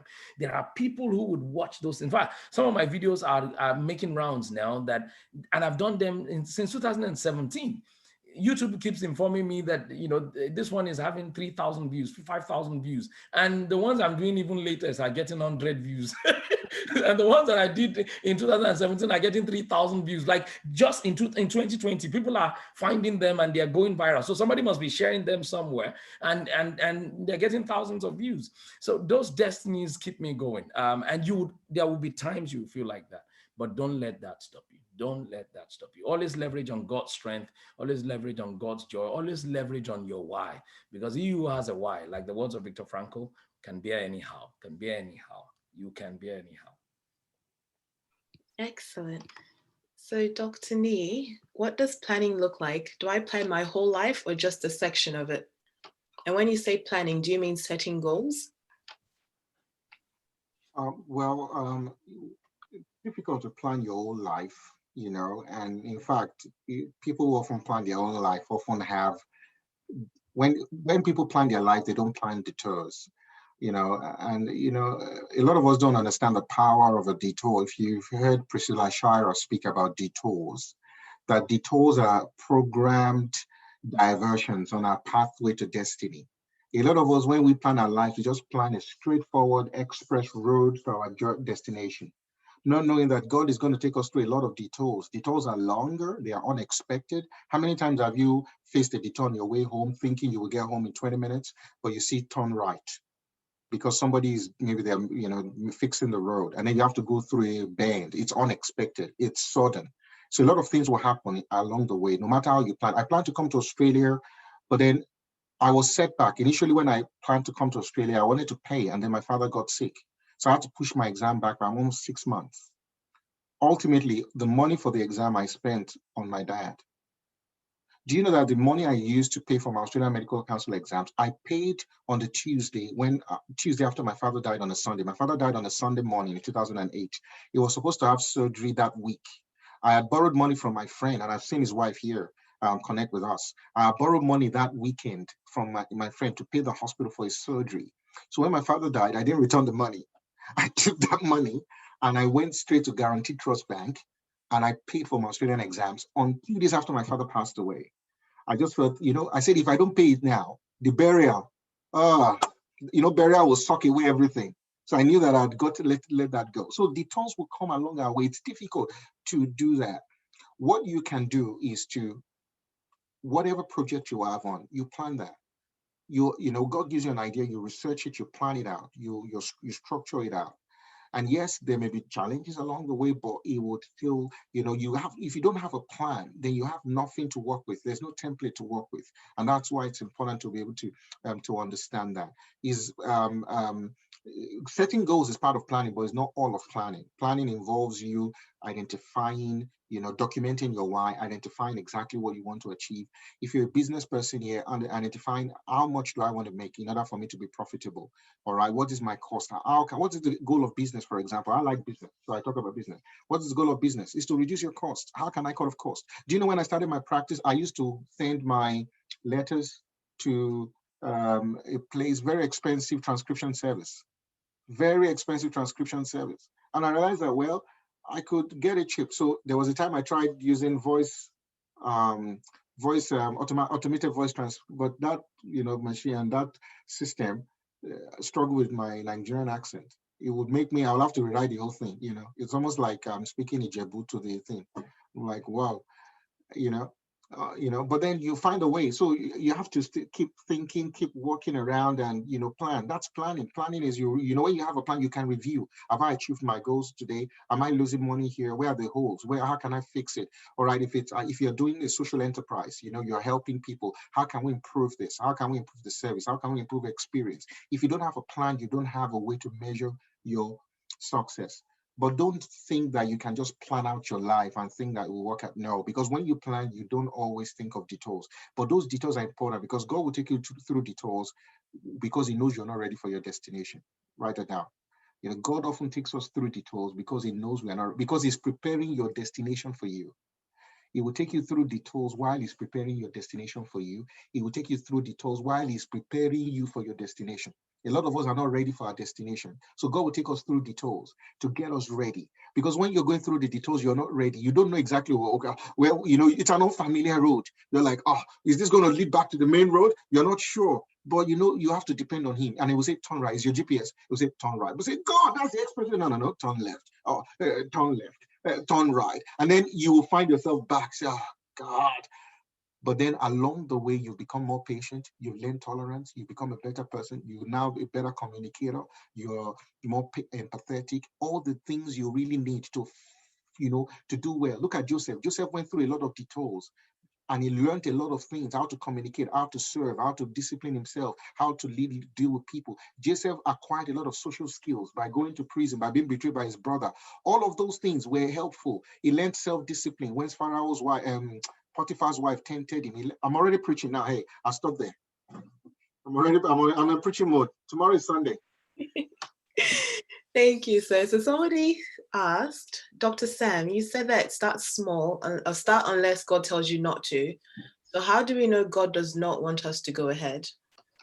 All right. There's one question before that, or is that the one you want me to answer straight away? Yes, so that we can okay. All right. How do we know God does not want us to go ahead? You would know how God speaks to you, and that's how you should respond to that thing. So, for instance, God speaks to me sometimes through audible voice, and you would just hear, "No, don't start," or "Don't go," or "Don't do that." Sometimes it might also be through a nudge in your spirit. A conviction. You just know, no, the time is not right. There's this uneasiness. It's not fear. It's different from fear. It's just this, unease. You can sense, no, I'm not feeling right. Even though you know that idea is from God, but the ease to start isn't just there. Or maybe you're trying to do it with the wrong person, and God is saying, don't start yet. Okay, so there's a way God speaks to everybody, and it's not the same. Some people, it's in a dream. You just get a dream, and the person that you thought you would work with and do something together with, in that dream, it's not working out, and that's probably God saying, calm down, hold off. So, don't. Many people ask God to speak to them when they're in trouble. They've not learned how God speaks to them before they get in trouble. Don't be one of those people who approach God like a fire brigade. Know how God speaks to you, so that when you then need to hear him, you can hear him speak, because he's always speaking to us. I hope that helps. Okay, so the next question says, have you ever had what is termed imposter syndrome? If yes, how did you overcome that? Or was there ever a time that you had a doubt about your calling? So imposter syndrome is that, for those who are not familiar with the term, is a term that is often used in psychology to describe people who sort of doubt their own abilities and skills, and they have this sort of sense of poor self-esteem, low self-worth, and they just tend to minimize themselves and feel that they're never good enough. And it takes a lot of rewiring to be able to do that. That's something that will require a lot of coaching and mentoring to come out of, because if you never see yourself as being good enough, if you don't see your value, like someone said, what is self-worth? A lot of us think self-worth is what we are worth. But in the words of Philadelphia, self-worth is defined or determined by the value you offer to people. And as long as you're able to offer value to people, you've got worth. Your worth is not defined by what you have or by how many degrees you have or what you have accumulated. It's the value you can, and everybody can create value. But sometimes our sense of judgment is inverted so that we cannot see ourselves the way God sees us. We minimize ourselves, we reduce ourselves, and we feel that we're not good enough. And it can even happen to the most brilliant people. You know, I remember the day I was supposed to present. I was nominated for an award, Young Investigator Award in Australia. This was actually in Auckland. This conference was in Auckland in 2015. I did some research project just at the beginning of my PhD. And I went to present this paper, and I just felt I was the only Black guy in the whole room. And I just felt so intimidated. My voice was shaking. You know, you could see I was panicking because I thought all these people were better than me. I thought they already knew the subject. But guess what? They didn't know the subject. I had done the research. Do you understand? And so I just pushed away the fear and I just started talking. And when I did my, when you're in a scientific, or academic environment, you make your declarations or you declare whatever conflicts of interest. You know, you say, well, I don't have any conflicts, or I've not received any. So my only declaration was I was nervous, and everyone laughed. I said I was nervous. I told everybody, and they were laughing. But within 1 or 2 minutes, I shook that off, and I just realized that these people actually everybody came to meet me that, wow, that was a wonderful presentation. And I didn't have to change the way I spoke like a normal Naija boy. Do you understand what I'm saying? I didn't change, have you seen some people who would Americanize their accent, even though it's loaded with bullets? You understand? It's more catastrophic. If you're going to Australianize or Americanize your accent and give us a fake British accent full of bombs that, everybody will have to duck. Just be yourself, be original, be natural, and don't reduce yourself. I don't work with people who always blame race on everything. I don't work with people who always think they're not good enough. I don't, why? Because you will never be good enough if you always think you're not good enough. You're always saying to yourself, oh, we're not good enough, we're not good. Who said that? All right, no, that's not true. And sorry, Tofumi, I'll just quickly also use that to talk about environmental factors that mitigate against our plans. The next question, in a place like Nigeria, okay? Well, what you don't not realize is that there are a lot of people who are doing great work in Nigeria. Do you understand? Now, for those people who are here who are Nigerians, yes, there's a lot of problems. There are lots of problems there. There are a lot of challenges there. There's no doubt about that. And it's systemic in a way that it makes it difficult for young entrepreneurs, young, people with great minds and ideas to scale, to work through. But that's why you're here. While you're here, remember what we talked about, your purpose would always attract your provision. Your purpose will always attract your provision. And all you need to do is to take that first step and put yourself out there. It may not be, about two or three of my coaches are in Nigeria. Can you imagine that? My, 2 or 3 of the people who coach me are not living in Australia. They're living in Nigeria. People I pay every month to teach. They're not based here. So there are people of value everywhere. And there are challenges everywhere in the world. There's no place in the world where there's no challenge. The only difference is that some people have 24-hour power supply, some don't have. The last time I visited Nigeria, man, I had a driver. I was like, whoa, driver, wow. Do you understand what I'm saying? I wanted to eat beans and bread, and somebody was running around. And my host, I think they're here. Like here, you go and serve yourself, and my wife will make you wash the plates. After about 4 weeks in Nigeria, I came back. She was like, we're back here, I'll wash the plates. There's no kunle, come and watch a plate. No, you do it yourself. Everywhere we have our own challenges. You know what I mean? But you can still make it. You can. Don't look at the difficulty. Look at what are the opportunities. There are people who are making it. There are people who are succeeding. You've got to do it what you can. I don't know whether Dr. Sam wants to say something to that too. Thank you, sir. That's a very powerful answer. The essence of consistency and persistence is the fact that it will not be easy. In fact, the reason why we have the word persistence and consistency is the fact that it will not be easy. There'll be factors that will militate against what you do, but you must find the intestinal fortitude to keep moving despite all of those challenges. So that's what I would add for that particular question. Thank you both. I think that kind of answers the next question, but I'll ask just in case you do have anything else to add to that. So the next question is, how can someone maintain consistency and persistency when the environment, or rather the country, does not support innovation and creativity? Oh, that's the one Dr. Nee answered actually that we took, right? No, that one was about militating. Yeah, that Oh, was, okay. Yeah, but it's quite similar, isn't it? Yeah, but the only other Yeah. thing I would say is that you've got to be different. You've got to think different. You know that advert that talks about think different, be different. Okay. All right. Mm. So if you're in a place that does not support innovation, that does not support creativity, you've got to think different. All right. And you've got to just start to view things differently and work with people who are, different. You've got to join groups and connect with people who are succeeding and find out how. There's always a way to do it. There's always a way. I was amazed when I went to Nigeria the last time to see people. I know things are tough, but there are a lot of people who are still doing great things there. Great things. I'm like, wow, this is great.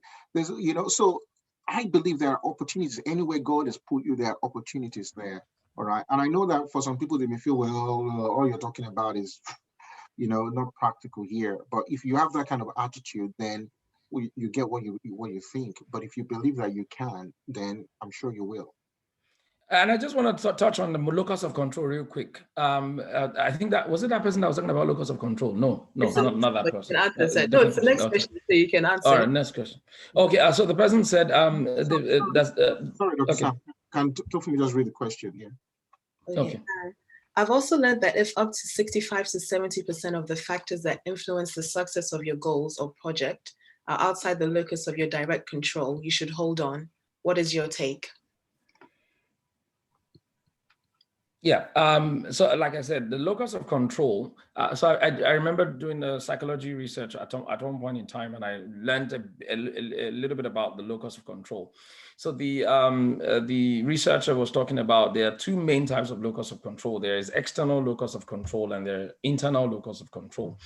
And she said it literally like this. According to their research, they found that people who are failures, in other words, people who give up in life, are people who are controlled by their external locus. Like their locus of control is external to them. So these are people who look at the economy and go, oh, the economy is bad. All of a sudden, they attribute that bad economy to their life, to their marriage, to their career, to their finances, to their business. Because the economy is bad, everything must be bad. Just like the way people look at coronavirus right now. I remember a colleague of mine in another institution was saying to me, Samuel, do you know over the last 5 months, I've not been able to do one single work. I'm like, are you all right? This is not this corona that all of us are in. But his locus of control is completely external. For him, the coronavirus has paralyzed him. It's made him bitter than better. So there will be those things that are outside of your direct control. But what that research said that I love, and I've done a video on this before. So if that person is watching, you can find out on my YouTube channel somewhere. I talked about how you are the one now to use your internal locus of control to affect your external locus of control. You can't change what's going on outside of you. Of course you can't. You can't change anything about coronavirus. But then you've got to work on your internal locus of control. And that takes a lot of things, working on your mind. In fact, the state of your mind controls everything around you. Trust me. The state of your mind controls literally everything that happens around you. Yes, rain is falling. You can't control the rain, but how you think about rain is so powerful. Your reaction, your response to that rain. I love the words of Viktor Frankl. He said the last of man's power is his ability to choose his attitude in every given situation. Mm-hmm. That's the last of man's power. Your ability to choose how you respond to a particular situation. So don't let the things that you can't control you. Instead, choose to control your internal locus, and then that controls every other thing else. I promise you, it's a major principle that will set you free. As someone said, life is 1% what 99. So 1% what happens to you, and 99% how you react to it. So if you actually go by that, it doesn't matter. Even if 99% of the things that happen to you are outside of your control, as long as you are in control of 1%, you'll be good. That's all that matters. What if you are consistent and still not yielding results? Do you have to change the plan or just keep on? Well, if you're consistent in the wrong thing, you will keep failing. But it's very important. That's why you've got to be very wise in whatever you're doing. That remember, if you start small, you will not get big results straight away. But then you've got to be very careful to make sure that you review. That's why it's important to have a plan, because you can always review the plan. God will not plan for you. God will give you the idea. It's your job to plan, to research, to have a structure. And this is where one way to avoid this is by having mentors. One way to help you that will help you out with this is to have mentors, to have coaches, to have people that would help you improve your performance. You know, the whole essence of coaching is not to teach competence. Coaching is meant to help improve performance. So when you have a coach, they can help you bring out the best that is in you. Lionel Messi or Serena Williams has a coach. If you watched our documentaries here on Netflix about, our life and everything, I watched it recently. The coach is not teaching her technique. Serena Williams has had the technique since age 16 or 17. But what the coach will teach her is opposition research. If you're going to face, how should you serve? Which direction should you serve?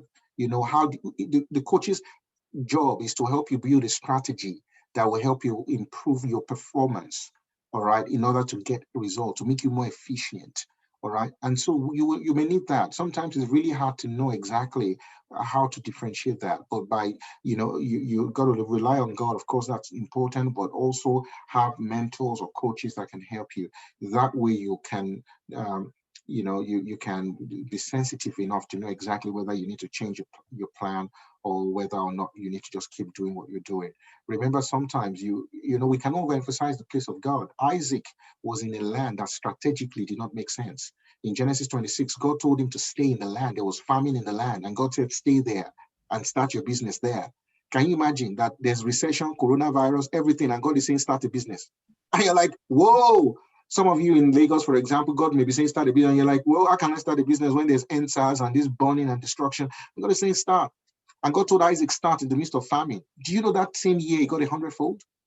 That same year. God said, don't go down to Egypt. Oh, no. He said, I'm going abroad. God said, no, don't go abroad. That's what Isaac said. Isaac said, oh, there's famine, I'm going abroad. God said, well, no, abroad is not for you. All right? Abroad, you stay here. In this same place, you will reap 100-fold. The people who are abroad, they will see what you're reaping. And you'll be like, whoa. And that was exactly what Isaac did. All right? So, it's not every time you change your plan. You have to be sensitive to God, to listen to him, to see what is leading you. And you have to get good coaches and mentors who can also guide you. Okay, thank you, sir. So the next question says, what role does age have to do with starting or achieving one's purpose? For example, a career switch for someone who has been in a career for about a decade and now discovers a purpose that's quite different. How should one navigate that? First of all, age has no role to play. That's number one. Let me just be very blunt. Age has no role to play. If God has shown you your purpose, you've got to run with it. But to answer that question a bit quite practically, someone has been in a career for 20 years and then now they've discovered their purpose. They know clearly what they're supposed to be doing. What you need is a transition plan. You need a transition plan. And oftentimes you can't do that on your own. You're going to probably need a coach. Just like Dr. Need told us, you're going to need someone who's been there, who's been in the path that you have now discovered that is your path.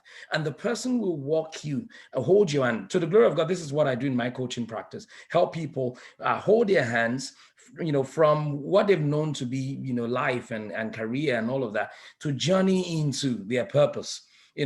How can you build a personal brand? How do you stay consistent? How do you preach your message? How do you get into that?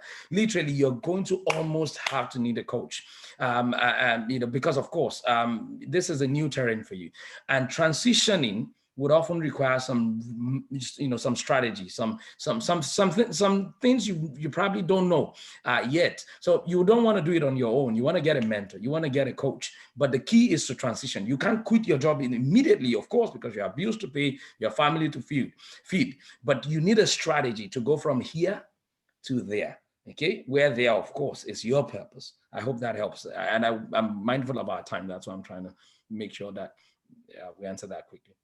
Excellent. Thank you. So we've got about 6 questions left.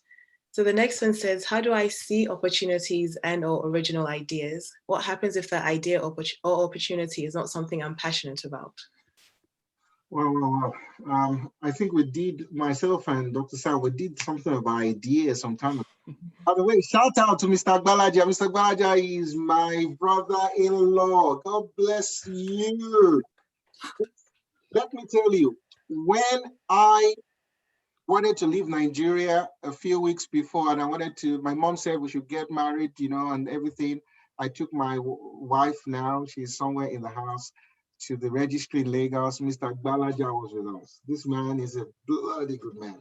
God bless him. With him is laughing wherever he is now. So the answer to the question, sir, if the idea or the opportunity is not something you're passionate about, leave it. It cannot be. It cannot be. Remember the principle of originality, your purpose, your identity, your individuality, your creativity, independent thinking. That is it. If this is for you, you'll be passionate about it. You wake up in the middle of the night, you'll be like, wow. You'll be thinking about it. Do you know that in the last few months, God has really breathed on me and allowed me to do what I'm doing now? All right. A lot of the things I'm saying now are not things that are new things that I just learned. And some of the things I'm sharing with you are things I've known before, but I've not given myself the opportunity to share this. But in the last few months, since I've started sharing online, having my personal brand and speaking to people, because I know that God has given me a message. I have a story to tell and it's impacting. Do you know how many messages I've been getting about how people have been just in the last few months, in the last few weeks? And I'm passionate about it. Tofomi knows about this. On Friday, I went to bed about 1 o'clock. I couldn't sleep because of this webinar. I would turn and I would wake up again. And when it was after rolling in bed for 1 hour, because I was just thinking, okay, all right, my book, the other book, this one, my mind was just going. I had to come down to my office here to start working. All right. So if God is giving you an idea, He will keep you up awake. You'll be passionate about it. You'll be keen on it. But if it's somebody else's idea, maybe somebody wants you to invest or start a business and they pitch it to you and say, oh, everybody's making money from farm, or come and invest in fish farm. You have no idea. I'm not saying you cannot go in as an investor, you can. But to now resign from your work, you can imagine somebody just imagine myself, I'm not very, even to change the doorknob, my wife will have to scream at me 3-4 times to change it. Like I have to go on YouTube. The last time I tried to change the doorknob of a bathroom, I had to go on YouTube to check how to change doorknob. I'm not technical, that's not my calling. All right. But you can imagine now somebody telling me that maybe I should become a handyman, or I should become an architect. I can't draw, or I should become a songwriter. It doesn't matter how appealing that thing is. If I'm not passionate about it, I can invest, I can support other people to do it. I can, but not as a main thing. All right. Awesome. Thank you, sir. The next question is, for those who may not have available mentorship or motivation within their immediate family environment or friendship circle, how can they cultivate or improve this so that they have sources of accountability and a power cycle? We live in a borderless world. Like Dr. Nia said earlier on, some of his coaches are even in Nigeria, and he lives in Australia. How many seas across the Tasman? There's Atlantic, there is, and so on, so many seas. Please don't be held back by distance, by geography. There are many people that I've connected with. Dr. Nia and I, we didn't know it's not like our parents were friends. It was true. It was true multi-vitality. He saw some of my videos and he's been watching. He didn't even comment for months. See, look at him. He would just be looking at video. Yeah, all those people that consume your content, they will never say a single word.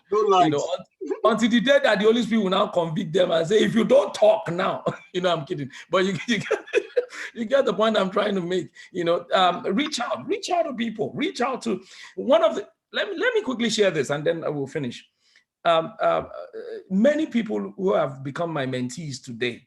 I'm talking about mentees now, not coaching client. If you want to be coaching client, you pay. But mentees, many people who I'm mentoring right now, they're just people who reach out. They reached out and say, "Oh, Dr. Sam, I need you to mentor me. There's this area of my life that you're doing well in. I need you to mentor me." And of course, usually my reply is no. But then again, this person will stick close. They are doing well. I'm watching them and I'm seeing their attitude. I'm seeing their character. One day I will just call them and go, "Okay, I'll mentor you." And it's happened many times. So don't, and these are people that are not even within my circle. I have a mentee right now in the Caribbeans.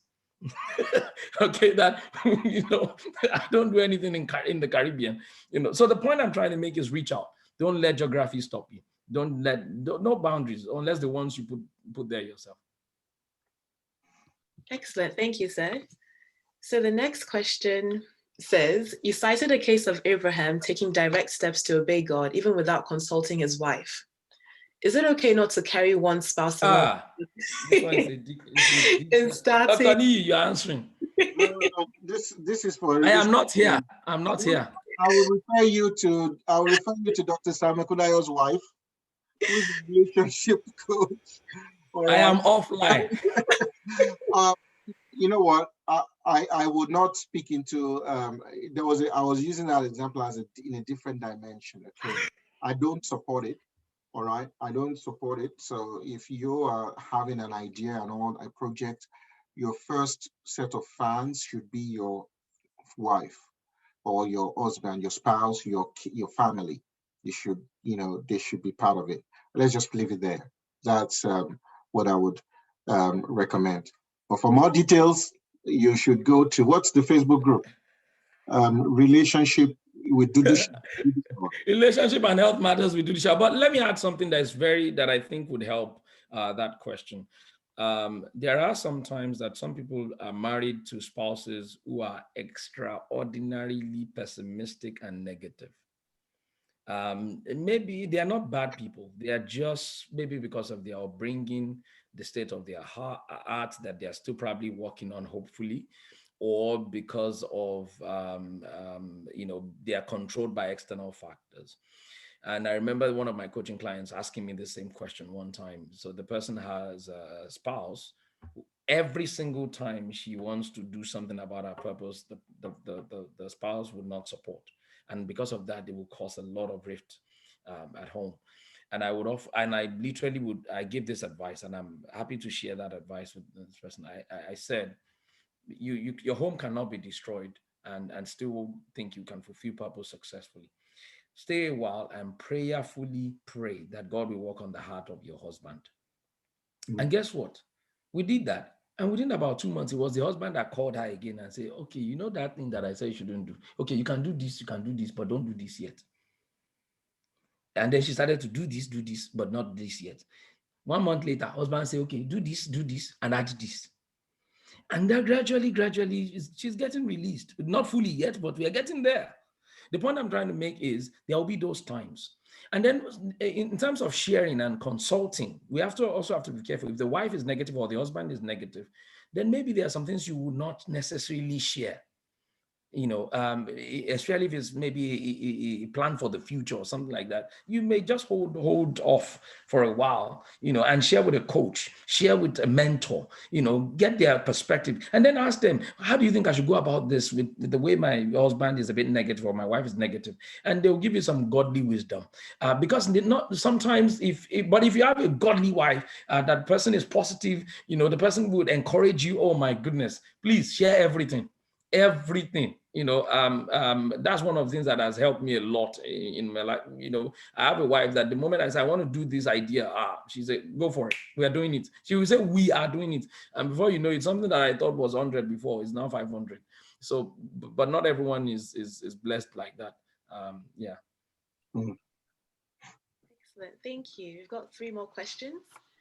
What will you recommend as strategies for bouncing back from setbacks and improving resilience en route our purpose so as not to get totally demotivated and give up?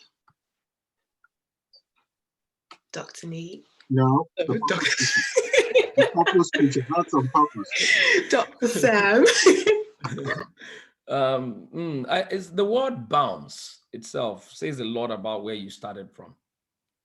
The word bounce. If you, I don't have a ball. I wish I had a ball. When you pick something that bounces, speaks a lot about where it starts from. When you reach your lowest lows, all right, do you want to go back to your highest highs again? And what were the things that got you to your highest highs? Where did you start from? Remember those 3 questions I talked about. Who are you? Why do you start? And where do you see yourself going? In fact, if there's anything I've realized with God, before he starts anything with you, he wants to make sure you get those 3 things right. God always wants to make sure you get your identity right. He wants to make sure you get, it gives you a vision. It shows you where he's taking you. And then he gives you a purpose. It gives you a revelation of your purpose. And then he says, start. And that way, there'll be times the Sanballat and Tobiah of this world will come to you, come against what you are building. And then you can remind them of who you are. You can remind them of why you're doing what you're doing. And you can remind them of where you're going. See, when you know those three things quite clearly, nothing can pull you down. Time will not permit me to share the story of, but I'll just quickly highlight it. There was a time I started my PhD. I came here as a 23-year-old to do my PhD. And one guy looked me in the eye and said, "You are too young to do a PhD. You know, go back and go and get some experience and then come back." When I was your age, they gave me a scholarship in Cambridge. I refused to take it, you know, so you go back. And the guy worked it out such that they failed me, you know, and literally I remember then I was depressed, I was sad, I was crying literally every day, you know, but God showed up for me. And why did God show up? It showed up because I was not ready to give up too. I was not ready to give up. God showed up and he made a way. And I finished that same PhD the same day I was supposed to finish it. So you must know who you are. Because if you don't know who you are, people will suggest identities to you. And it is in picking up their identities, you know, that you lose who you really are. So know who you are, be sure of who you are, be sure of why you are, which is your purpose, and be very sure of where you're going, which is the vision, the revelation of your purpose. I hope that helps. I think you've also kind of answered the next question, which is, what do you do when plans get shattered? Fall back on those three questions. Fall back on those. If you don't have answers to those three questions, please don't start anything yet. Don't start anything yet. They should be the main foundation for starting anything. Awesome. So our final question says, what happens in the case when one has consistently followed a purpose and one seems not to be there yet? Should one stop? Should one tend to consider another path? Or how long should one wait to consider a path not worth pursuing or a purpose not worth pursuing? The most scary phrase or word in this question is a purpose. That's the most scary part, a purpose. See, if it's a purpose that is not the purpose, God's purpose for your life, that's living life on trial and error. But if it's the purpose of God for your life, all the answer to those questions is no. Don't stop. Keep moving. Keep trusting God. Keep hearing from God. But if it's your own purpose, because in life people carve out their own purpose. You know, they go, given that I am this and this and this, I should actually be doing this one. I should be a medical doctor. Oh, my dad did medical doctor, so I'm Babatunde, I should do medical doctor too. You know, all of those kind of things. Those things can render you very vulnerable to you know, people's opinion, vulnerable to things, you know, to situations and circumstances in life. But if it's the purpose of God for your life, listen. It is like building your house on a rock. Like the Bible says in Matthew chapter 7, the winds will come, the storm will come, but guess what? You will remain firm because you would have an answer to the storm. You would have an answer to the wind. You would have an answer, and that answer never. That's why you cannot have you know, you can't follow anybody's purpose or even your own purpose. Man is susceptible to changing their minds anytime, but only God does not change his mind. That's why his purpose, the Bible says that nevertheless, the purpose of God will prevail. It will prevail. It's only a matter of time. Even if you don't have what to eat now, if life is tough now, if you stick to the purpose of God, not your purpose, not any man's purpose, you will prevail in the end. I hope that helps. Can I just add to that? And I'll just share this quick one before we go. Sometimes plans do not fall in place. For those who have not heard the story before, fine. For those who have heard it, hear it again, especially members of Beautiful Gate. That's the church we pastor. You'd have heard this. You see, when I first came to Australia, I came on a tourist visa, and my plan was to do the exam. I was hoping that I'll do my medical exam and I'll get a job straight away. But it did not work that way. I could not get a job. Everybody was just they were just saying no and no and no. And I remember there was a time I just felt that I'd done what was wrong. I felt I had not heard God clearly. I felt I had jumped the gun. I felt I'd made a mistake. You see, they gave me 3 months visa. All right. Can you hear me? Somebody said they can't hear me. Can you hear me? Thumbs up if you can hear me. You can hear me? Good. Beautiful.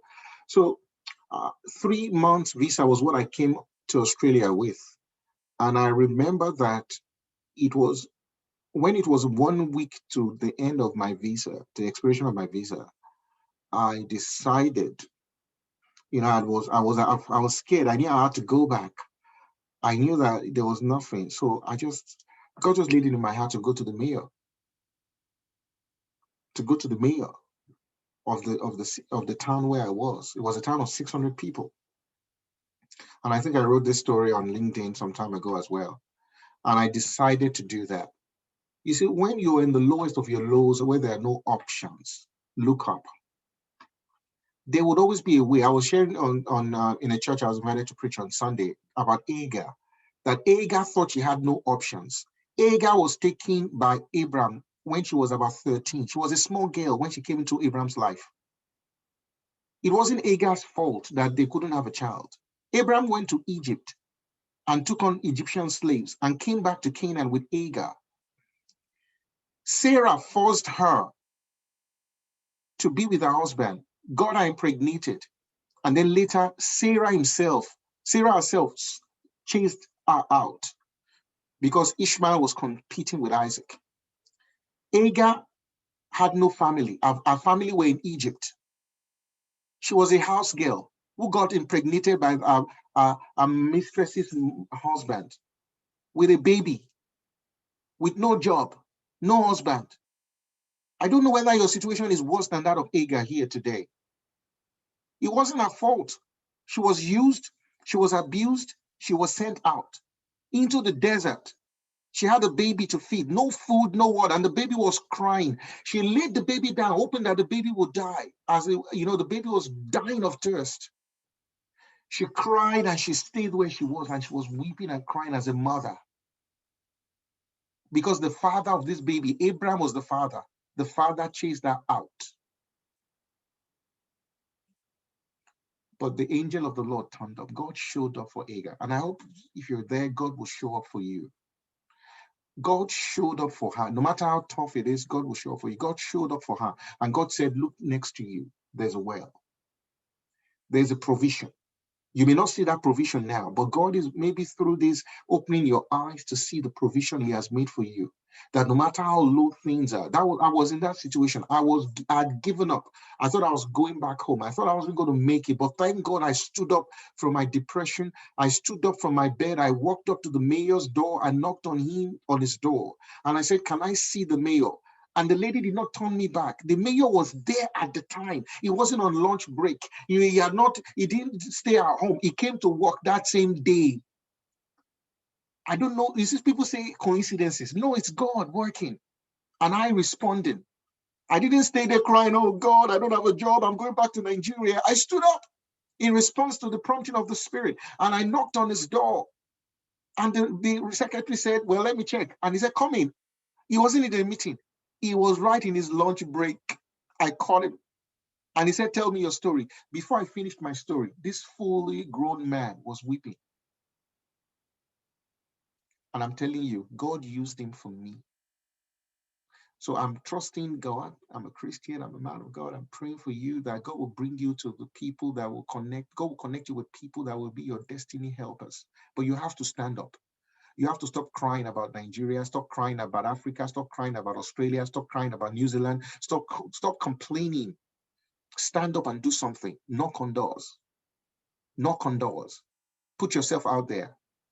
Go on LinkedIn, put up a good profile, take a good shot, pay the money, get a photographer, get a nice photo. Some of you, the photos where your neck is as long as ostrich is what you are using on LinkedIn. How will somebody is looking for HR professional and your tie is like those very slender ties as if it's a rope that you hang on your neck. How will they employ you? Even HR, they will just look back and say, no, get a nice photograph, put it there, look good, keep swinging, keep knocking.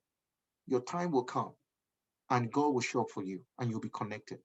I don't want to turn this into a revival service. I'm already in the mood, but I'm sure that somebody has got it. God bless you in Jesus' name. Now, before we go, I'd like to pray with you, but before we go, I'd like us to do a quick poll. So I'm going to share the poll right now. I'm going to launch the poll right now, and I want you guys to do the poll, okay? Quickly, very few questions, okay? Good. All right, so please answer the questions very quickly, very quickly, very quickly.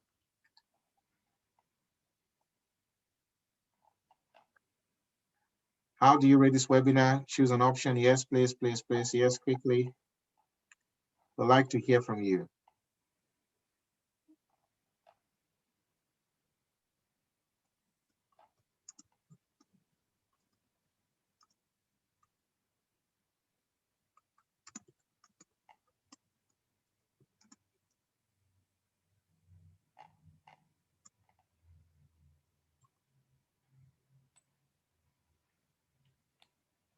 How many people? Yes, 63. Yes, please help us with this poll. Let's see. Quickly. Great.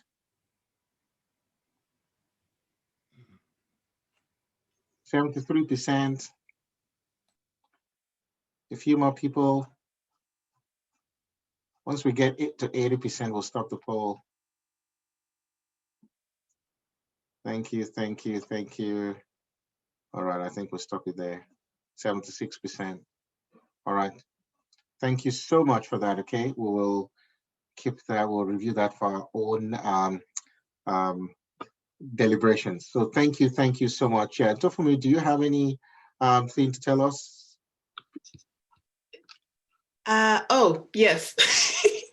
So to get the recording for this webinar, we'll send you the link in about shortly after this webinar is over, and it'll be valid for 48 hours.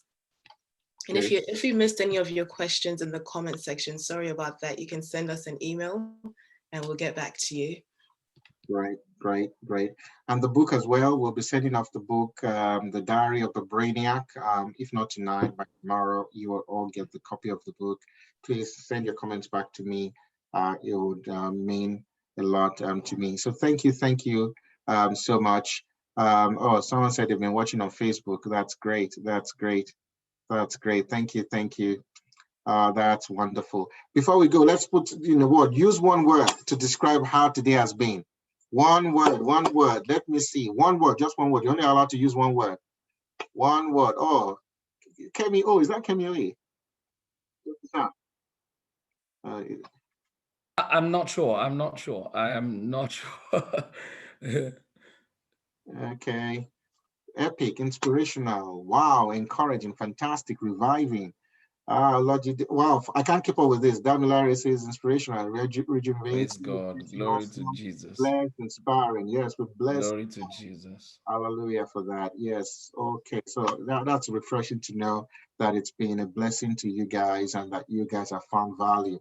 And I hope that you'll join us again when we call on you for another edition. If God allows us to do it. Blessing, Ekundayo. The one and only do That's this. my wife. Amazing. That's great. So thank you all. God bless you so much. And thank you so much for connecting with us. And I also want to say thank you to Tofumi, who has been the invisible hand behind the scene, trying to help make this work. God bless you all. Well, I want to leave you with a word of prayer, okay? And I trust God that God will help, it will answer our prayers, okay? I know whatever challenge you have there, God will give you a touch, a word, and it will make a difference in your life. Lord, I thank you for every single man and woman out there who is connected with us and those who will be watching this recording.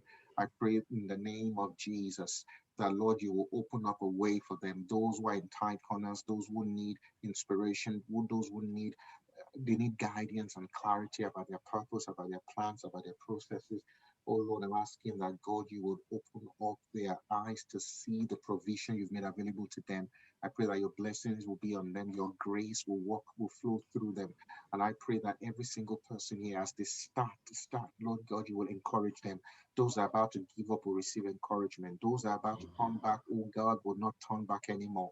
They will keep going, they will keep swinging, they will keep digging, they will keep planting until they see the reward and their success will be sure. Lord, I thank you because I know you have done it. In Jesus' name, we pray. Amen. God bless you once again. Thanks for connecting with us. It's a wonderful wonderful to have you guys. And I'm going to play a song, and you can, wherever you are, you rejoice with us. And it's so nice to have you here. God bless you so much. Okay.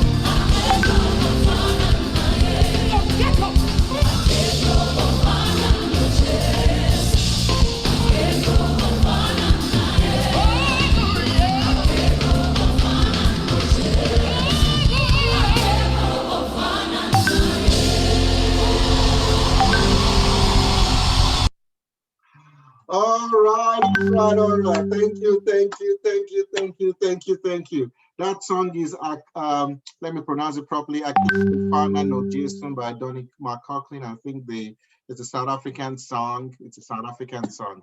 God bless you. Love you so much. Now it's time to have dinner. And for those in Nigeria, have a wonderful day. For those in England, wonderful day. And for those in New Zealand, go to bed. All right. Bye-bye. Tofumi. Yeah. Where are you? Yeah. Thank you so much. Yeah.